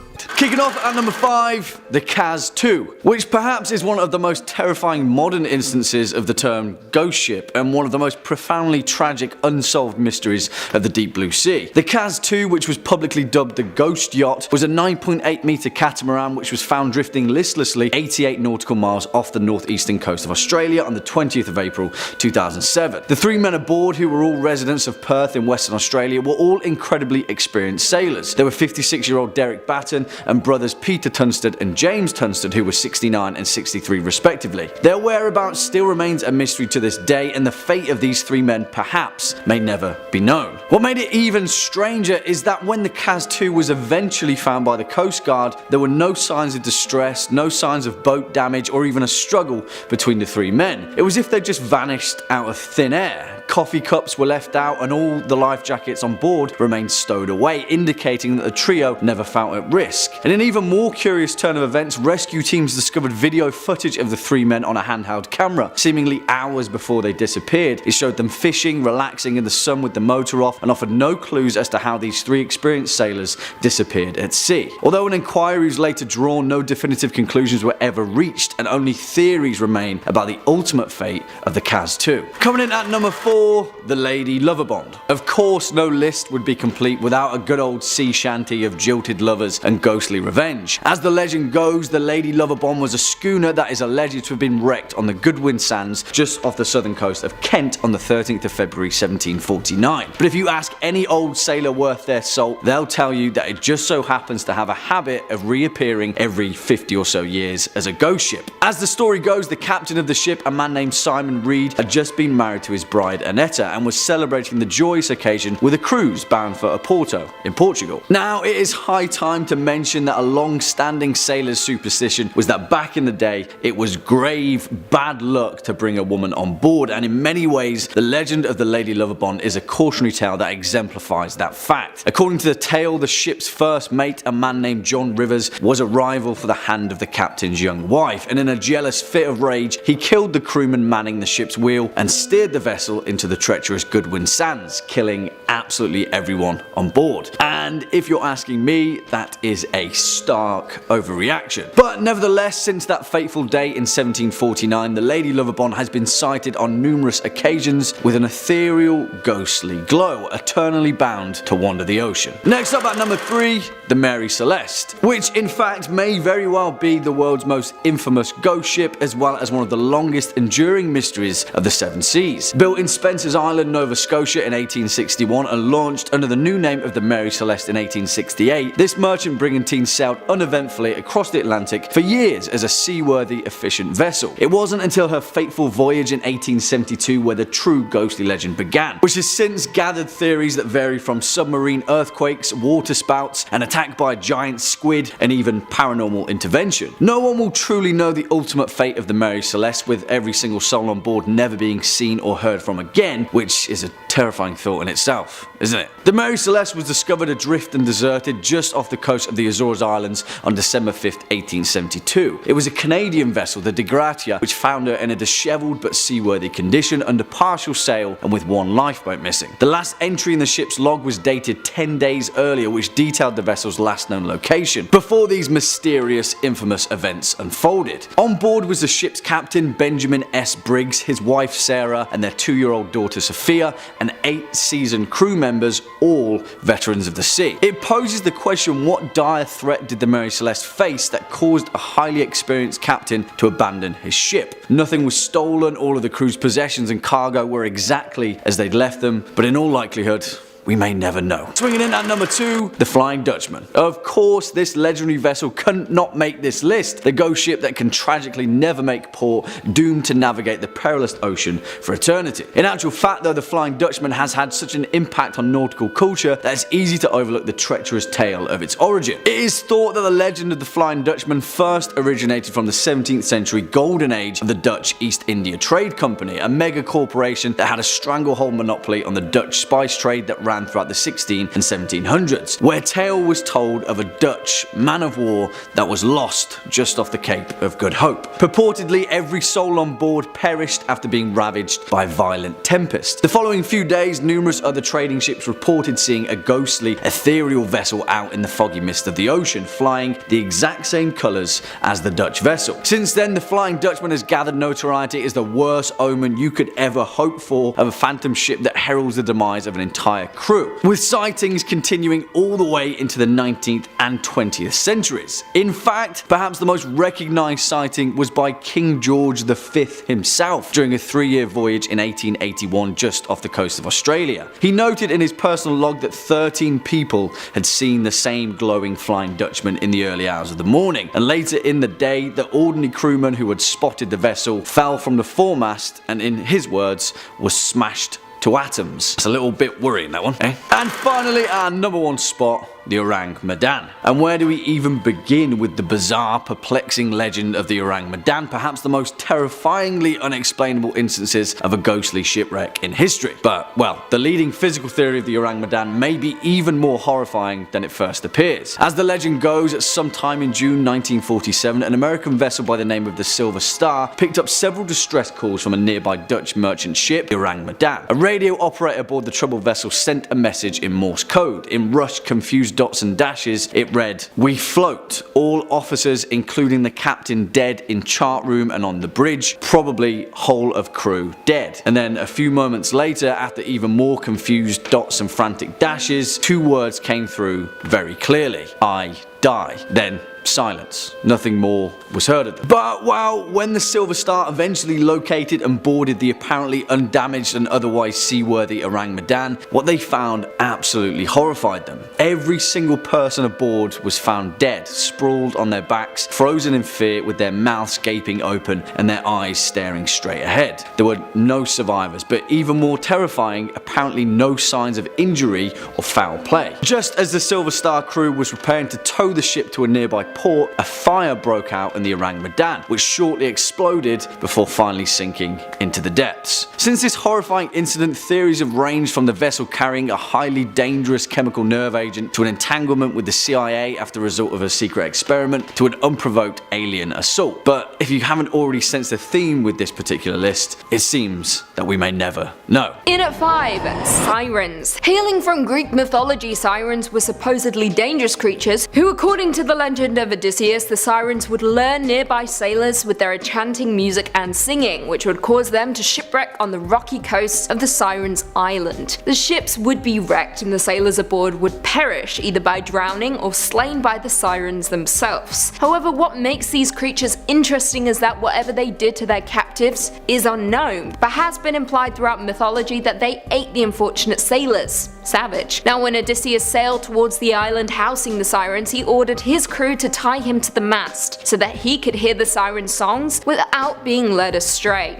Smart mans. The crew were also ordered to plug their ears with beeswax so that they could not hear. In turn, Odysseus' ship passed safely by the island. Now, these mythological monsters were believed to combine women and birds in various ways, often represented as birds with large female heads, bird feathers, and scaly feet. However, throughout history, this depiction would change, with them now being represented as female figures with the legs of birds, with or without wings, playing a variety of musical instruments, particularly harps. They have also been depicted as beautiful women whose bodies, not just their voices, are seductive. Now, according to Ovid, the sirens were the companions of a young Persephone. Demeter gave them wings to search for Persephone when she was abducted by Hades. However, Demeter would curse the sirens for failing to intervene in the abduction and were ultimately fated to live only until their mortals who heard their songs were able to pass them by. In at 4, Jormungandr. Hailing from Norse mythology, Jormungandr, meaning huge monster and also known as the Midgard world serpent, is a sea monster and the middle child of the giantess Angbodr and Loki. Now, according to mythology, Odin took Loki's 3 children by Angbodr, the wolf Fenrir, Hel, and Jormungandr, and tossed the latter into the great ocean that encircles Midgard. The serpent then grew so large that it was able to surround the entire earth and grasp its own tail. As a result of this, it received the name the World Serpent. When this monster releases its tail though, Ragnarok will begin. Frightening stuff. Once the beast releases its tail, the seas will become violent as the serpent thrashes its way onto land. Fenrir will set ablaze one half of the world with fireballs, while Jormungandr sprays poison to fill the skies and seas of the other half. The two will then join the sons of Muspel into the plain of Vigrid. Here is where the last meeting between the serpent and Thor is predicted to occur. Thor will will become occupied with battling Jormungandr, and they will be unable to help others as they fight their own battles. Thor, however, will eventually kill the serpent, but will fall dead after walking just 9 paces, having been poisoned by the serpent's deadly venom. Tragic stuff, this dude is not to be messed with. In at 3, the Kraken. The Kraken is a legendary sea monster hailing from Norse mythology and is a creature of enormous proportions, meaning an unhealthy or twisted animal. The Kraken was borrowed for one of the main antagonist monsters in Ray Harryhausen's Clash of the Titans. This creature is often described as a cephalopod and resembling a giant octopus or squid. The Kraken is said to emerge from the depths of the ocean and envelop whole ships in the grasp of its tentacles and drag them beneath the murky waters. Now, most will remember this sea monster also making an appearance in the second installment of the Pirates of the Caribbean, which featured a more mythologically accurate depiction of the Kraken as opposed to the 2010 remake of Clash of the Titans. Now, its true mythological history goes something like this. After returning from Greenland, an old Norwegian author described in detail the physical characteristics and feeding behavior of the Kraken, proposing that there must be just 2 in all of existence, stemming from the observation that the beasts have always been sighted in the same parts of Greenland Sea and that each seemed incapable of reproduction, as there was seemingly no increase in their numbers. And while that fact may put some minds at ease, there is no denying the impact the Kraken has had on popular culture and sailors alike, with many fearing beneath those murky waters are elongated tentacles waiting patiently to feast. In at 2, Dagon. Dagon is a deity who presides over the Deep Ones, an amphibious humanoid race indigenous to Earth's oceans. Now, this bad boy was first introduced in Lovecraft's short story Dagon, but is also mentioned extensively through the mythos. Also referred to as Father Dagon, he is a great old one and the consort of Mother Hydra. Now, Dagon is huge, really huge, and could potentially reach a height of 50 feet. He is an enormous monster and is worshipped by the devout cult of humans and Deep Ones, who revere him as their deity. It is rumored that he is immortal, however his longevity may be attributed to his fraternization with the Starspawn, who will oftentimes select specimens from a given species to protect, nurture, and empower for reasons only known to them. Now, Dagon is aptly described in the short story, I quote, "With only a slight churning to mark its rise to the surface, the thing slid into view above the dark waters. Vast Polyphemus-like and loathsome, it darted like a stupendous monster of nightmares to the monolith, about which it flung its gigantic scaly arms, the while it bowed its hideous head and gave vent to certain measured sounds. This is not a beast you would want to stumble across on a dark night." And finally, in at number 1, Cthulhu. Cthulhu is a fictional cosmic entity created by our favourite writer over here at Top 5 Scary, H.P. Lovecraft himself, and was first introduced in the short story The Call of Cthulhu, which, if you haven't read it, get on it immediately.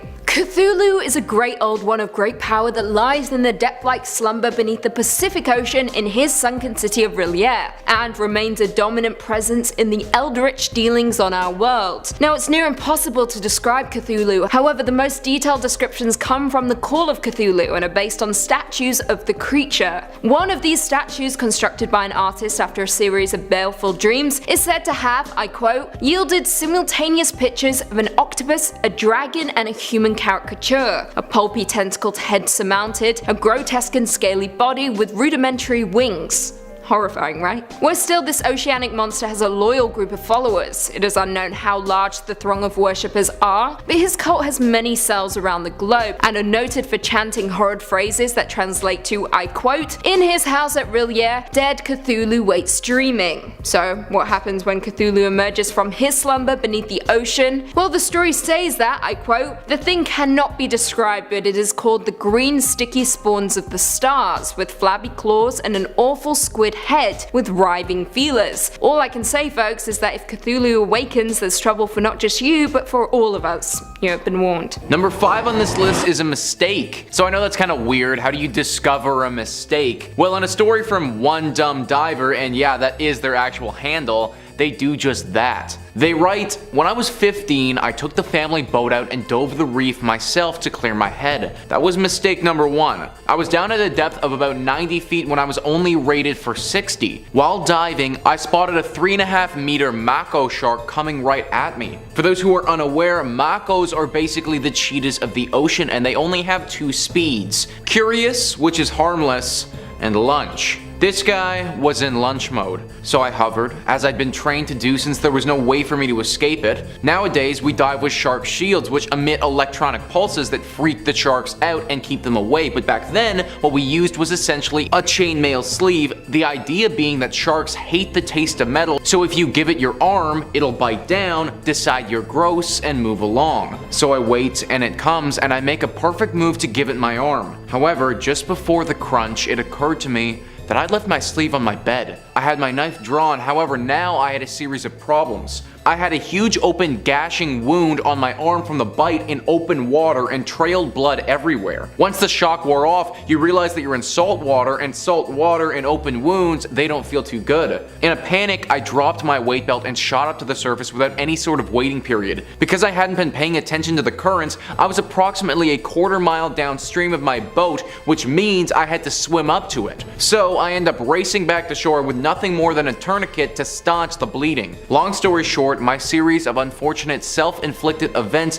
earned me 172 stitches, boatloads of physical therapy because the shark had actually bitten down into my tricep and detached it, and easily identifiable scars on one of my arms for the rest of my life. So that story right there, folks, is why I personally don't think I'm ever going deep sea diving. I love sharks, they're super cool, I love to learn about sharks, but I am more than happy to keep them in a tank at the aquarium and learn about them in that way. Swimming with them or discovering one in front of you on the day that you also forgot your protective gear, not something that sounds like a great time. Number 4 on this list is a barracuda. El Herrera 9519 writes, "One time when my parents visited Mexico, they went diving and my mom was slightly lower down than my dad, looking at the ocean floor. My mom had on a gold necklace that was floating in the water around her. It was a sunny day and a fairly shallow dive, so it was sparkling. My mom looked below at all the critters when my dad grabbed her and started frantically shaking her arm to get her attention. She looked up, and a barracuda was directly in front of her, staring intently at the shiny necklace. She slowly moved up her hand to cover the necklace,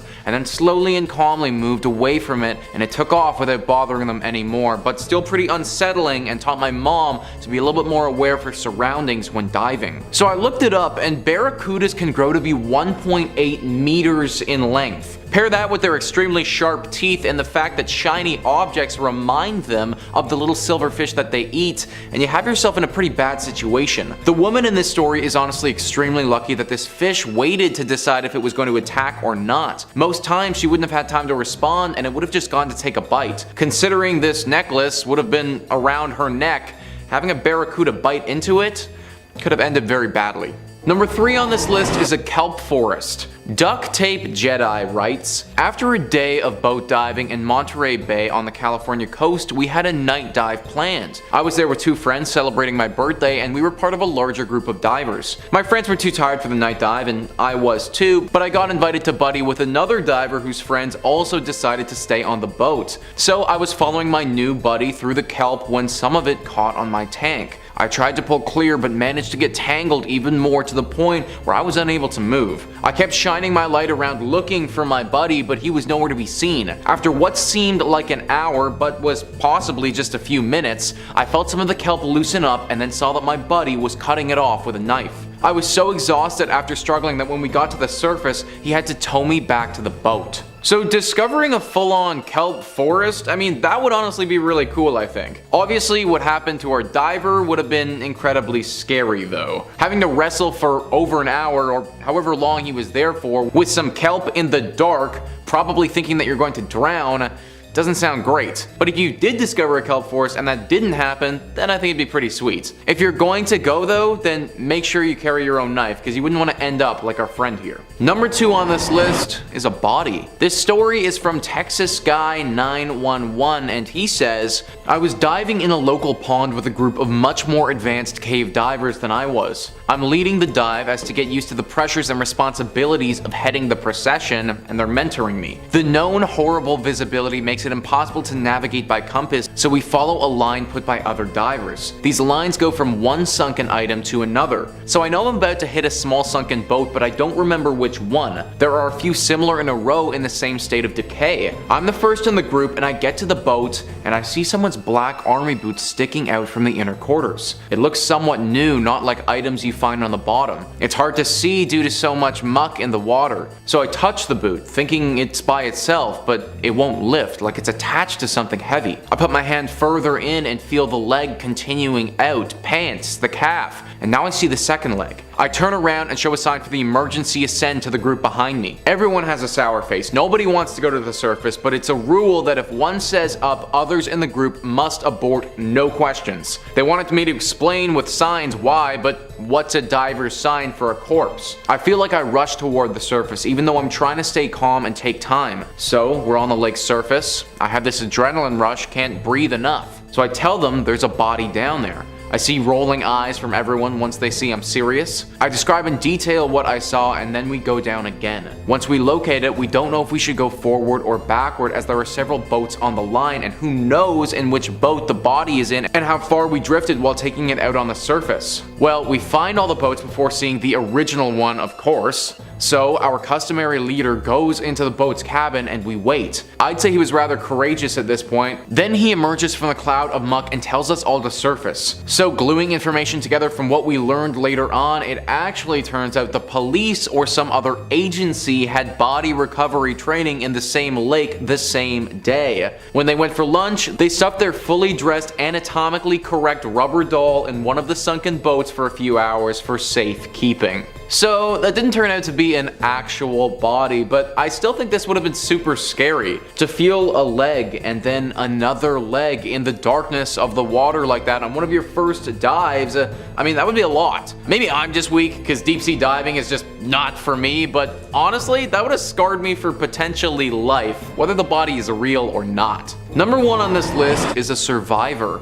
Off the coast of Nigeria roughly 8 years ago, a tugboat broke down and sank to the bottom of the ocean. 3 whole days later, a diving crew went out to the wreckage to see what was down there and recover the dead bodies. It was thought that no one could have possibly survived the crash and that all 12 people on the boat were dead. That's why the crew was so shocked when they found someone had actually survived. Maybe this doesn't seem as scary as finding someone who had died, but we're lucky enough to have the actual clip of them recovering this person and just watch as the hand comes out. Alright, you found one, yeah? He's alive, he's alive.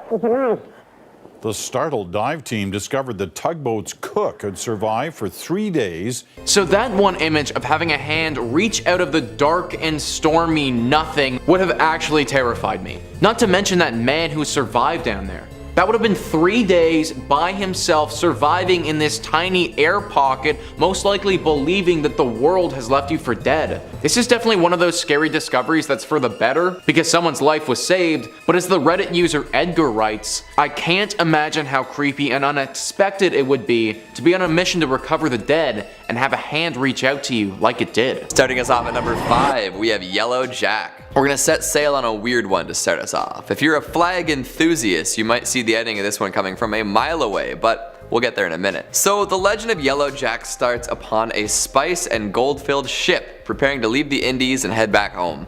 The crew was accounted for, the cargo was secure, the captain was feeling nice. Then, at the last second, a mysterious figure asked if they had room for one more. Feeling pretty good about their haul, they welcomed this extra pair of helping hands on board.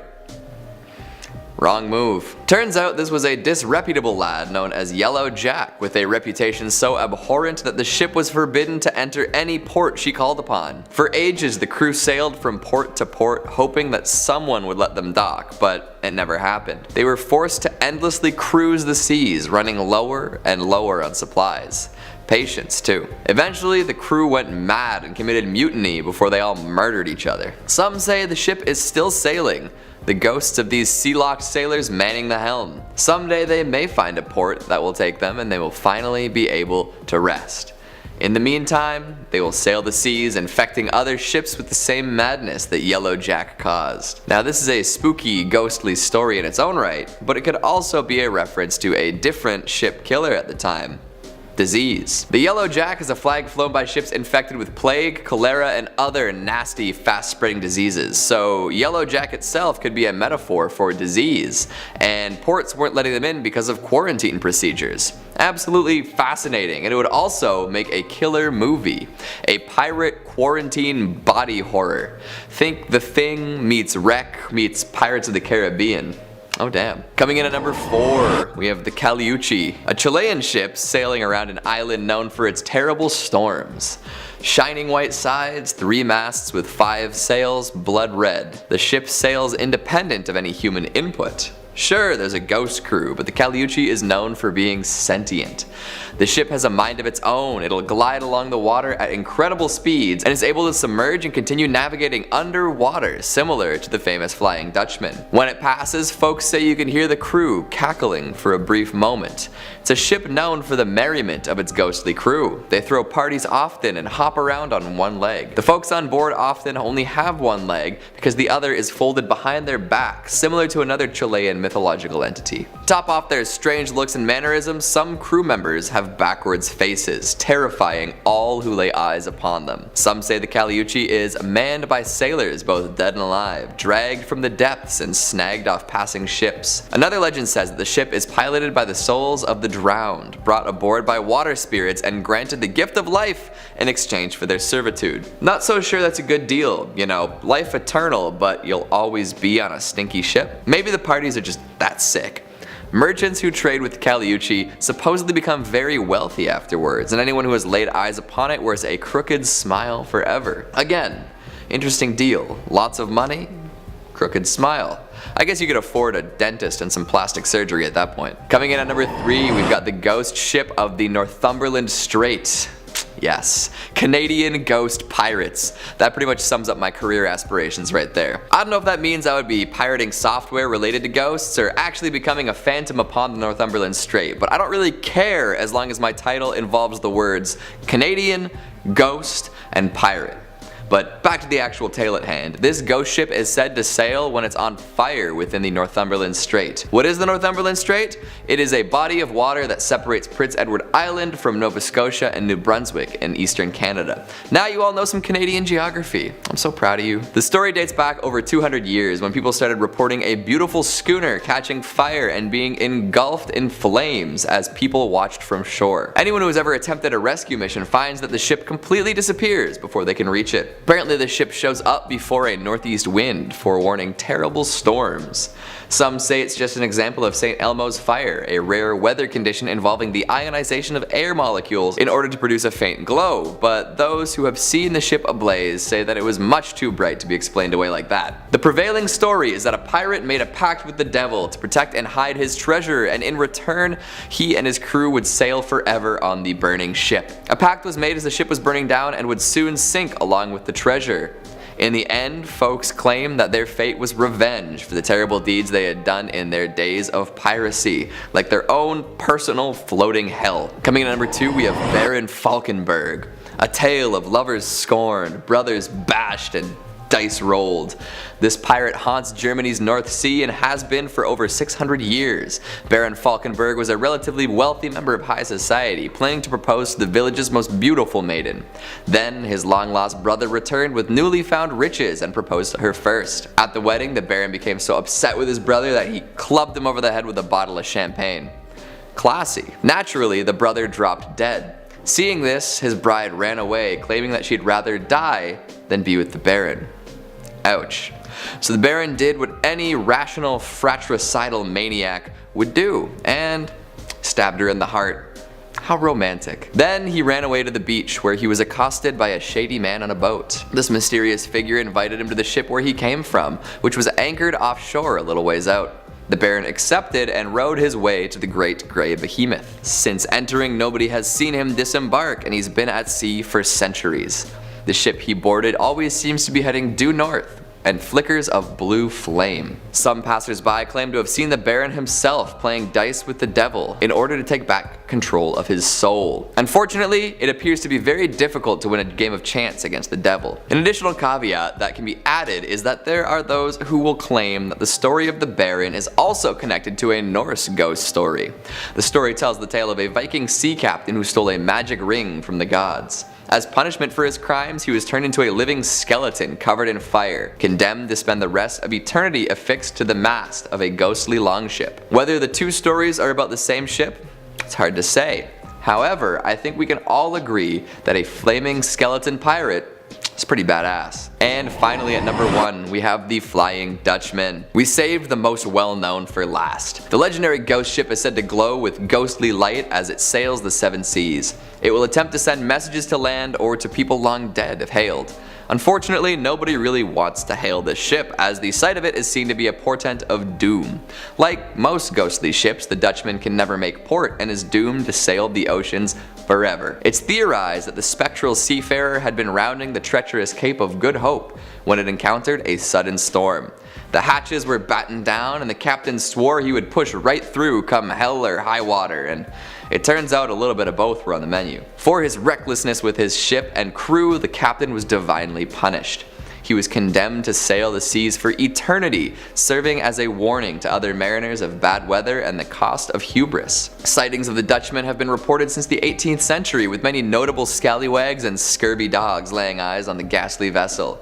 Even Prince George of Wales described seeing a ship glowing with a strange light. If you see a ship with skeletons dancing in the rigging, steer clear. It might look like fun, but the captain will try to lure other vessels onto the rocks to ensure nobody else can pass the cape. Sheesh. Remind me not to take a long sailing trip. Kicking off at number 5, the SS Beijimo. Now, although many tales of ghost ships and their legend are mired in murky mystery and spotty historical records, this one is perhaps one of the most well-documented cases of a ghost ship in nautical history. Built in Sweden in the year 1914, the SS Beijimo was used as a trading vessel for routes between Hamburg and Sweden in and throughout the First World War. After the war, though, it was shipped over to Canada, where it was employed by the Hudson's Bay Company, carrying cargo throughout the Arctic region. There, on October 1st, 1931, during a routine voyage, a devastating storm blew in and the Beijimo was trapped in pack ice just off the coast of Alaska. The crew quickly abandoned ship, traveling over the ice to the nearest town of Barrow, Alaska, where they took shelter. Several days later, after the storm had subsided, the crew returned to retrieve their precious cargo, only to find that the SS Beijimo had disappeared. Her captain decided that she must have broken up during the storm and sunk, but a few days later an Inuit seal hunter told the captain that he had spotted the Beijimo nearly 50 miles away from their initial position. As the story goes, the Beijimo didn't sink at all, and for several decades after her abandonment, she sailed the Arctic coast completely unmanned. In fact, the SS Beijimo was seen on numerous occasions throughout the following century, and several crews even managed to board her. In fact, the last recorded sighting was by a group of Inuit in 1969, a staggering 38 years after she was abandoned. Her ultimate fate? No one knows, but it's safe to say that somewhere out there in the frozen north, the SS Beijimo is still sailing. Next up at number 4, the Jenny. Now, this one is a little bit murkier, to say the least, and historical accounts have varied from person to person. One thing always remains the same though: if the accounts are true, then this nautical tale is perhaps one of the most bleakest and most despairing cases of a crew being lost at sea. As the story goes, the Jenny, an English schooner that set sail from its home port of the Isle of Wight in 1822, became frozen in an ice barrier just off the Drake Passage sometime in its voyage in 1823. Nearly a decade later, in 1840, the stark remains of the ship had been dislodged by the ice, only to be discovered by a nearby whaling ship. As some accounts tell, when the crew first saw the ship, they saw 7 figures standing to attention on the main deck, and so thought that the vessel was manned. As they got closer though, they discovered the grim truth. The 7 figures standing to attention were in fact frozen in place, turned to ice by the Arctic cold. Things only got worse from there though, and as the crew of the whaling ship explored the the vessel, they found more and more bodies frozen in time deeper below the deck. As some reports go, as the crew came to the captain's cabin, they found him frozen in place with a pen in his hand. The final note written in his log read May 4th, 1823. No food for 71 days. I am the only one left alive. Yeah, spooky stuff. Coming in at number 3, the SS Valencia. Now, this one's a little bit more interesting to say the least, because it's a verified fact that the wreckage of the SS Valencia can still be seen to this day, scattered along the beach and rocky shoreline of Vancouver Island's West Coast Trail. After the ship struck a reef during a storm in 1906, the wreckage of the SS Valencia was considered to be the worst maritime disaster along the western North American coast, otherwise known as the Graveyard of the Pacific. The Valencia was a small ship, a passenger steamer that had a long history of carrying both passengers, cargo and troops, but at the time of her ruin she was operating as a tour boat, often running routes from San Francisco and up to Seattle. During the wreckage, tragically 136 souls were lost, with rescue efforts unable to access the Valencia in the ravaging storm. But our ghostly tale lies with those that tried to escape. You see, as the legend goes, in panic the crew launched all of the Valencia's lifeboats, going against the captain's orders, all of which went horribly wrong. 3 flipped on descent, dozens more capsized after reaching the water, and the last one disappeared out into the waves. Since the disaster of the SS Valencia, countless sailors and fishermen have reported sightings of these lifeboats listlessly floating upon the water during particularly calm days at sea. As some of the tales go, these lifeboats are still filled with the skeletal remains of the lost souls of the SS Valencia. Next up, at number 2, the Copenhagen. And it's quite the title really, because the Copenhagen is considered by most to be one of the greatest maritime mysteries of the modern era, with only whispers, rumours and speculation as to its ultimate fate. Built for the Danish East Asiatic Trading Company in 1921, it was the world's largest sailing ship at the time, and primarily served as a sail training vessel for young cadets. In the eyes of many, it was the most impressive sailing ship ever built. However, as the story goes, on September 21st, 1928, the Copenhagen departed from northern Jutland for Buenos Aires on its 10th and ultimately final voyage. A total of 75 people were aboard, and the journey was planned to span all the way to Melbourne, Australia, and then back to Europe. But tragically, as we know, it was never seen again. The thing was though, the captain of the ship, Hans Andersen, was renowned for going long periods at sea without sending any messages, and so it wasn't until nearly 6 months later that the Danish company sent a search party. No wreckage or remains have ever been found. However, following the next several years of the Copenhagen's disappearance, there were a number of highly reputable sightings of a 5-masted ship that fit perfectly its description. In July of 1930, the crew of an Argentine freighter cited what they referred to as a phantom ship during a gale. Their captain noted in his records that this may be the Wrath of the Copenhagen. Dozens of stories and tales have perpetuated around the ultimate fate of the Copenhagen, but the truth is, we may never know. In all likelihood though, it's still out there,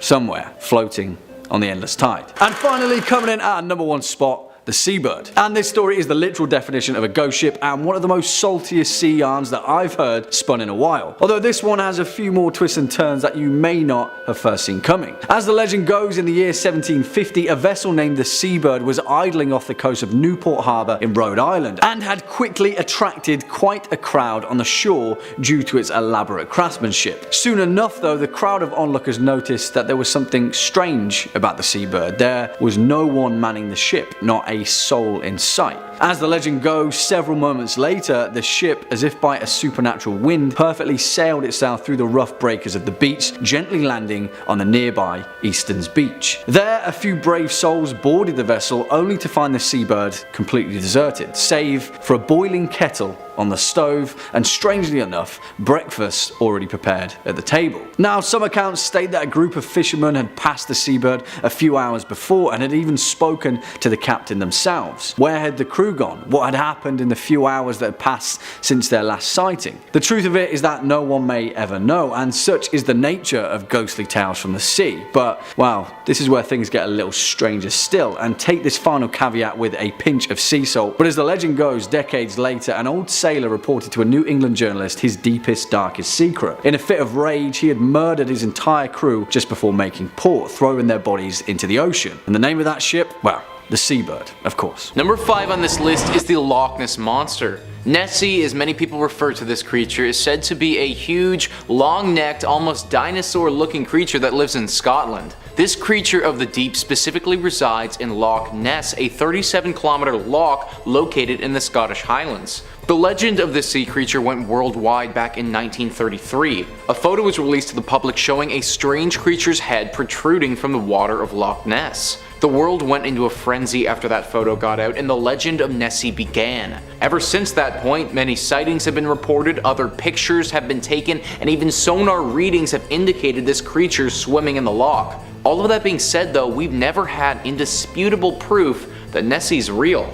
Well, I'm here to tell you that Nessie is real, but maybe not how you expect. New Zealand scientists have taken samples of the water in Loch Ness and have studied the DNA that they found in it. Professor Neil Gamel, a geneticist, is quoted saying, "Well, our data doesn't reveal their size, but the sheer quantity of the material that says we can't discount the possibility that there may be giant eels in Loch Ness. Therefore, we can't discount the possibility that what people see and believe is the Loch Ness Monster might be a giant eel." So, the Loch Ness Monster, as we understand it, might not be real, but potentially this loch is full of giant eels that resemble all of the features that Nessie is reported as having. Maybe this is why we've had such a hard time proving this myth, because for years, people have been looking for the wrong thing. I really like the legend of the Loch Ness Monster and honestly want it to be true, but if it had to be giant eels, then I think I could accept that as well. Number 4 on this list is the USS Stein Monster. The USS Stein was a Knox-class destroyer ship in the United States Navy. The ship was eventually decommissioned from the American Navy and was transferred to the Mexican Navy in the 90s.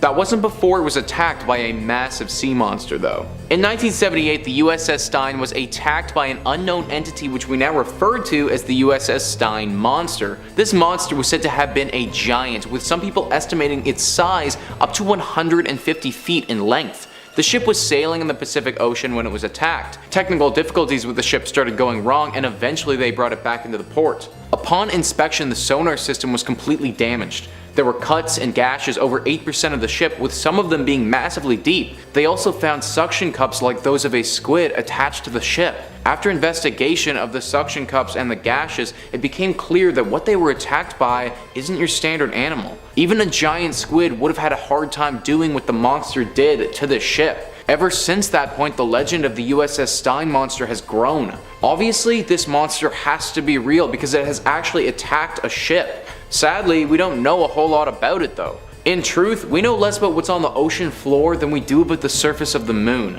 So it's very possible that a creature we aren't familiar with yet is dwelling down there. Number 3 on this list is Megalodon. Would this list really be complete if I didn't include the ancient king of the sea? Eleanor Imster writes, "Scientists think that Megalodon looked like a stockier version of the great white shark, with strong, thick teeth built for grabbing prey and breaking bones. Regarded as one of the largest and most powerful predators who have ever lived, fossil remains of Megalodon suggest that this giant shark reached a length of about 60 feet. Their large jaws could exert a bite force up to 24,000 to 41,000 pounds. That is a massive, massive animal, guys. Multiple times bigger than the great white sharks we have today. This thing was so big that it would actually eat entire whales." Now, many myths have surrounded Megalodon and its existence since scientists first brought this mammoth of the sea up. Estimates say that Megalodon went extinct roughly 2.6 million years ago, but some people don't buy into that theory. For quite a while now, the legend of a giant shark still living amongst the ocean has had a lot of people wondering if it's possible. If Megalodon was still alive, is it possible that we still wouldn't know about it? How could we miss a creature this giant? How many of them would there be left in the waters? There are surely a lot of questions that come up if you believe Megalodon is still a reality. If this creature was still alive, then people think the Marianas Trench is where it's located, a place so deep and uncharted that it's hard for us to know for sure what's down there. I'm personally not convinced this creature still roams the ocean, but comment down below your thoughts. Is Megalodon still alive? What do you think? Number 2 on this list is the Kraken. The Kraken is one of the largest sea monsters that is said to exist. It all started in Nordic folklore many hundreds of years ago when sailors told tale of a massive beast that preys upon the waters of Norway, Greenland, and Iceland. This fearsome beast was said to pull entire ships to their doom and eat every human on board. The first account of the legend was in 1180 by the King of Norway at the time. Since then, sightings of the creature and lore surrounding its capabilities have grown through the years. Fiction writers and movie makers have also latched onto this creature and included it in many stories. As cool as it would be though, to our current knowledge, the Kraken itself isn't real. However, something similar to it definitely is. The giant squid. The giant squid is a massive squid that's said to be able to grow up to 13 meters in length. Sightings have even put this creature at 20 meters before, but those have never been proven. Even if 13 meters is the maximum length, that's still a large animal and something that would frighten anyone if you're seeing it for the first time. Many experts believe that the legend of the Kraken happened when Norwegian sailors stumbled upon this giant squid, and rather than name it a giant squid, they called it the Kraken. As time went on, the legend spiraled out of control until we got this massive sea monster which attacks boats. Now, even though that might be a bit far from the truth, could I believe that there was one giant squid that was potentially bigger than the rest? Absolutely I could. I could also believe that this giant squid might have attacked a ship or two in its time and maybe even brought one down. If it did do all of that, then there really wouldn't be any difference between this squid and the Kraken. Either way, if you see a massive sea creature with tentacles coming after you, I'd just swim the opposite direction. Number 1 on this list is the Hook Island sea monster. It was first spotted by Robert Le Sarec in 1964 off of Hook Island, and after he saw the monster, he went on to describe it in detail. He said, "It was only when we got to within 20 feet of the serpent that we could see its head clearly. The head was large, about 4 feet from top to bottom, with jaws about 4 feet wide. The lower jaw was flat like that of a sandfish. The skin was smooth but rather dull, brownish black in color. The eyes seemed pale green, almost white. The skin looked more like that of a shark than an eel. There were no apparent scales, nor did we see any parasites around. We supposed the flexible tail would have shaken any off. There were no fins or spines, nor were there any apparent breathing openings, although there must have been some. Perhaps we didn't see them because our attention was focused mainly on the creature's menacing mouth, the inside of which was whitish. The teeth appeared to be small. A fragment of some dark substance hung from the upper row of teeth, possibly a fish. As the monster was lying on the sandy bottom, we could not see the color of its belly. The creature was about 90 feet long. Behind the head, the body was about 2 feet 4 inches thick and remained that way for about 25 feet. Then it gradually tapered into a whip-like tail. The general color of the body was black with 1 foot wide brownish rings every 5 feet. The first starting just behind the head. The skin was smooth but dull. So that's his description, and after he and his family saw it, he took some pictures of the creature to prove his claims. We have to remember that these pictures were taken in 1964 and doctoring them would have been far more difficult back then than it is today. I also tend to believe this claim more than most based on the level of detail he described the beast. Obviously it was a pretty jarring experience if he was able to describe the creature in that much detail. Since the claims, people have researched Hook Island for this monster, but with no luck. Hopefully one day we can spot this monster again and know for certain that it truly exists. Kicking off at number 5, the Caleuche. And for this first foray into these particular ghost ships that haunt the sea, we're going to be heading over to the mythologies of Chile and the many legends that have been built around its coastal landscape. One of those, according to Chilean legend, is that of the Caleuche, a large ghost ship that sails the seas of Chiloé, a small island just off the coast, where it only ever appears at night. The ship itself is said to appear as beautiful, cast in a bright white light, an enormous vessel with 3 masts and 5 sails each. It is said that when the Caleuche appears, it is always at night and always full of lights, with the sounds of a great party and a feast on board. Quickly though, it disappears, plunging back beneath the murky depths. Interestingly enough though, although this vessel is said to be similar to the Flying Dutchman, there is a boatload of mythology relating to this particular legend. One of these versions claims that the vessel is crewed by the drowned, souls lost at sea, who are brought to the ship by 3 mythological figures in Chilean legend. 2 sisters, one of them the Sirena Charlotta, a type of mermaid, and the other the Pincoya, a type of water spirit said to protect the Chilean coast. And then their brother, the Pincoy, their male counterpart, who has the body of a sea lion. It's pretty cool. Once aboard, the perished souls can resume their existence in an eternal reverie of adventure on the high seas. However, there is a much more sinister version of this legend, which states that the crew of the Caleuche instead sailed the Chiloe archipelago, luring fishermen and sailors toward it with an enchanting music to enslave them as part of their crew for eternity, where they are twisted and then contorted and put to work in their afterlife. Yeah, I'm pretty sure I prefer the first one, actually. Swinging in at number 4, the Eliza Battle. And for this one, we're pinching the parameters of the Seven Seas, and instead we're taking a look at one of the most notorious maritime disasters that, instead of on an ocean, occurred on a river. The Tombigbee River, to be precise, a stretch of water that runs between Columbus, Mississippi and Mobile, Alabama. And here we have the legend of the phantom steamboat of the Tombigbee. Back in 1852, one of the largest river steamboats constructed at the time, the Eliza Battle, was put into service between the two southern states.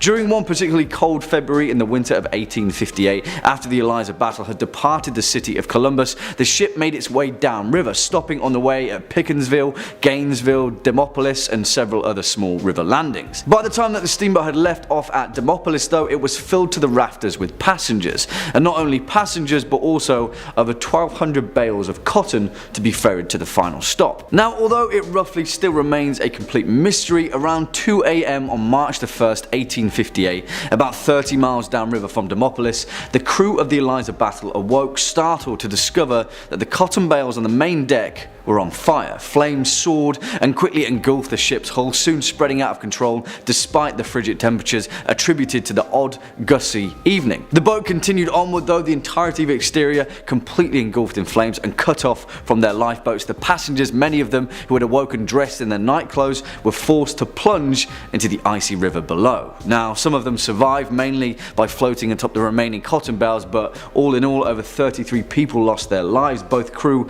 and passengers included. The Eliza Battle quickly sank beneath the water, the wreckage of which still lingers at the bottom of the Tombigbee River. It's said that on a particularly cold and windy night, the Eliza Battle will emerge from the icy fog engulfed in flames, once again a warning sign of an oncoming ill omen. Next up at number 3, the Fireship of Baie de Chaleur. Which, I mean, come on guys, that's probably the most awesome sounding title to anything on this historical list, right? The Fireship of Baie de Chaleur sounds like something that Geralt of Rivia himself would sail down to Skellig after a summer in Toussaint, but whatever, that's by the by, because this vessel in question actually takes us over to the eternally autumnal eastern tones of New Brunswick, Canada. Now, the Fireship of Baie de Chaleur is also more commonly referred to as the Chaleur Phantom or the Phantom Ship, and it often takes the form of a series of ghost lights just before a storm, appearing as a large 3-mast galley. Now, the actual mechanics of this phenomenon are dubiously debated, and many believe it's caused to be down to either the weather phenomenon of St. Elmo's fire or an undersea release of natural gas after a patch of rotting vegetation just off the New Brunswick coast.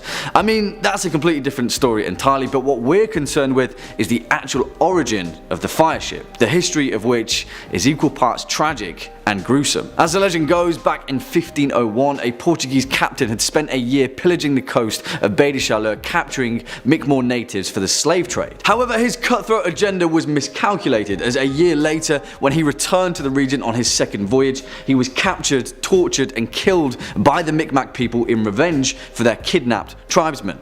The legend didn't end there though, because a year later, the brother of the Portuguese captain sailed to the bay in search of his missing sibling, and upon seeing the same flags, the Mi'kmaq people attacked the ship, setting it ablaze whilst it was moored in the bay. Cut off, burning, and with certain death facing them, the sailors swore to haunt the bay for 1,000 years as their blazing fireship sank into the Bay of Chaleur. Now, whilst later both Mi'kmaq and Portuguese casualties washed up on the shores of the island, the bay itself is said to be haunted by those that perished, often appearing as distraught sailors and warriors, their flesh burnt by the fireship. Swinging in at number 2, the Princess Augusta. And on the topic of ghostly phenomenon, this particular apparition is perhaps one of the most well documented ghost ships of the 18th century, although the actual history behind it is shrouded in intrigue. Although the folklore account of this particular vessel is based upon the historical wreck of the Princess Augusta, a ship that sailed out of Rotterdam in August 1738 under the command of Captain George Long, in more modern records it is commonly referred to as the Palatine, where the Palatine Light, the apparition in question, question famously gets its name. And the reason for that is down to the nature of the ship. Alongside 14 of his crew, Captain Long's directive was to transport 240 German immigrants from the Palatinate region of the Rhineland to build a new life for themselves in Philadelphia. However, we know that this is the tale of a ghost ship, and from the offset, their vessel was afflicted with some terribly tragic luck. Not long after passing through the Atlantic, the Princess Augusta's water supply was contaminated, causing a fever and flux to spread through the ship, killing 200 of its passengers, half the crew, and the captain himself. The ship's first mate, Andrew Brooke, quickly took command as the survivors leapt out of the frying pan and into the fire, getting hit by severe storms that pushed the ship far off course to the north. They then endured 3 months of extreme weather and dwindling supplies, when eventually they emerged shipwrecked in Block Island, not far from Rhode Island. Here the tale splits, but one thing is certain: Andrew Brooke, the first mate and commanding captain, took what remained of his crew and rowed ashore without once looking back at the cursed ship. It is said that some of the passengers survived, aided by the Block Islanders, but little to nothing is known about those that survived the entire voyage. As the legend goes, the Princess Augusta was set alight from the coast in the dead of night, pushed out to sea to burn and then disappear. At night, they say that if you listen closely, you can hear the screams of those that didn't make it back to shore. And finally, coming in at our number 1 spot, the Duke of Danzig. And for our most terrifying ghost ship on this list, of course it has to be a brutal and bloodthirsty pirate ship, a privateer that plundered her way across the Caribbean, notoriously in the name of her royal namesake, the Duke of Danzig. This ship's seafaring career was relatively quiet for the first few years of service, mainly acting as more of a letter of marque, a deterrent more so than a private man of war. However, her fate quickly changed after changing command and sailing under the French captain Francois Aregnadoux. Now, his intentions were to sail and plunder his way across the 7 seas, and plunder he did from Liverpool to Barbados, capturing and scuttling more ships than he could count on his way. However, despite being a vessel of the French Empire, strangely enough, sometime after late June 1812, the Duke of Danzig just disappeared, although there are several records catching a glimpse of her around Canada, but she was never seen again. After the last mention of her, it was thought that she'd been destroyed by a tropical cyclone or sunk in the night after an encounter with a British frigate. However, as the legend goes, that was not the last of the Duke of Danzig. After the golden age of piracy had been sated, a captain by the name of Napoleon Gallois relayed his records of a French frigate encountering the wreck of the Duke of Danzig drifting listlessly at sea. As his crew witnessed, the ship itself was covered from helm to hull in dried blood, and in staggered rows were the putrefying corpses of her crew, many of which were brutally crucified to the masts or the deck. Strangely enough, there were no signs that she had been in recent battle. In fact, despite the blood, she was pristine, no shot holes, and her sails and rigging intact. After searching the ship, Gallois' crew found a stack of blood-stained papers identifying the captain as the same Francois Aregnadoux. And then, as they left, the crew of the frigate set the brig ablaze, forever to be buried at sea, along with her mystery. Number 5 on this list is a giant eel. This is a true story that comes in from a Reddit user, RCMW181. They write, an old World War II ammunition ship off the south coast of England was full of brass-topped shells. Most had been taken by divers over the years, and it was now very rare to see them, apart from a pile in one corner of the ship. The pile of shiny brass metals was miraculously untouched and remarkably clean after spending years underwater, and you only found out why if you swam near them. Out of the murky darkness, the largest eel I have ever seen snakes forward. Without exaggeration, this thing had a head the same size as a horse's head, full of jagged teeth. I could not see the body as it looped into the dark and deeper into the ship. No one got near those shells. Turns out for years this thing had been guarding the shiny brass shells, slithering over them, making them shine. We found out at a bar later that he was famous in the area, and many people went to the wreck just to see him. No idea why this giant creature was guarding them like a dragon and its horde, but some said eels are like magpies and like shiny things. There are multiple scary discoveries in this story in my opinion. First off, a Reddit user just glosses over the fact that they're in a sunken World War II munitions ship.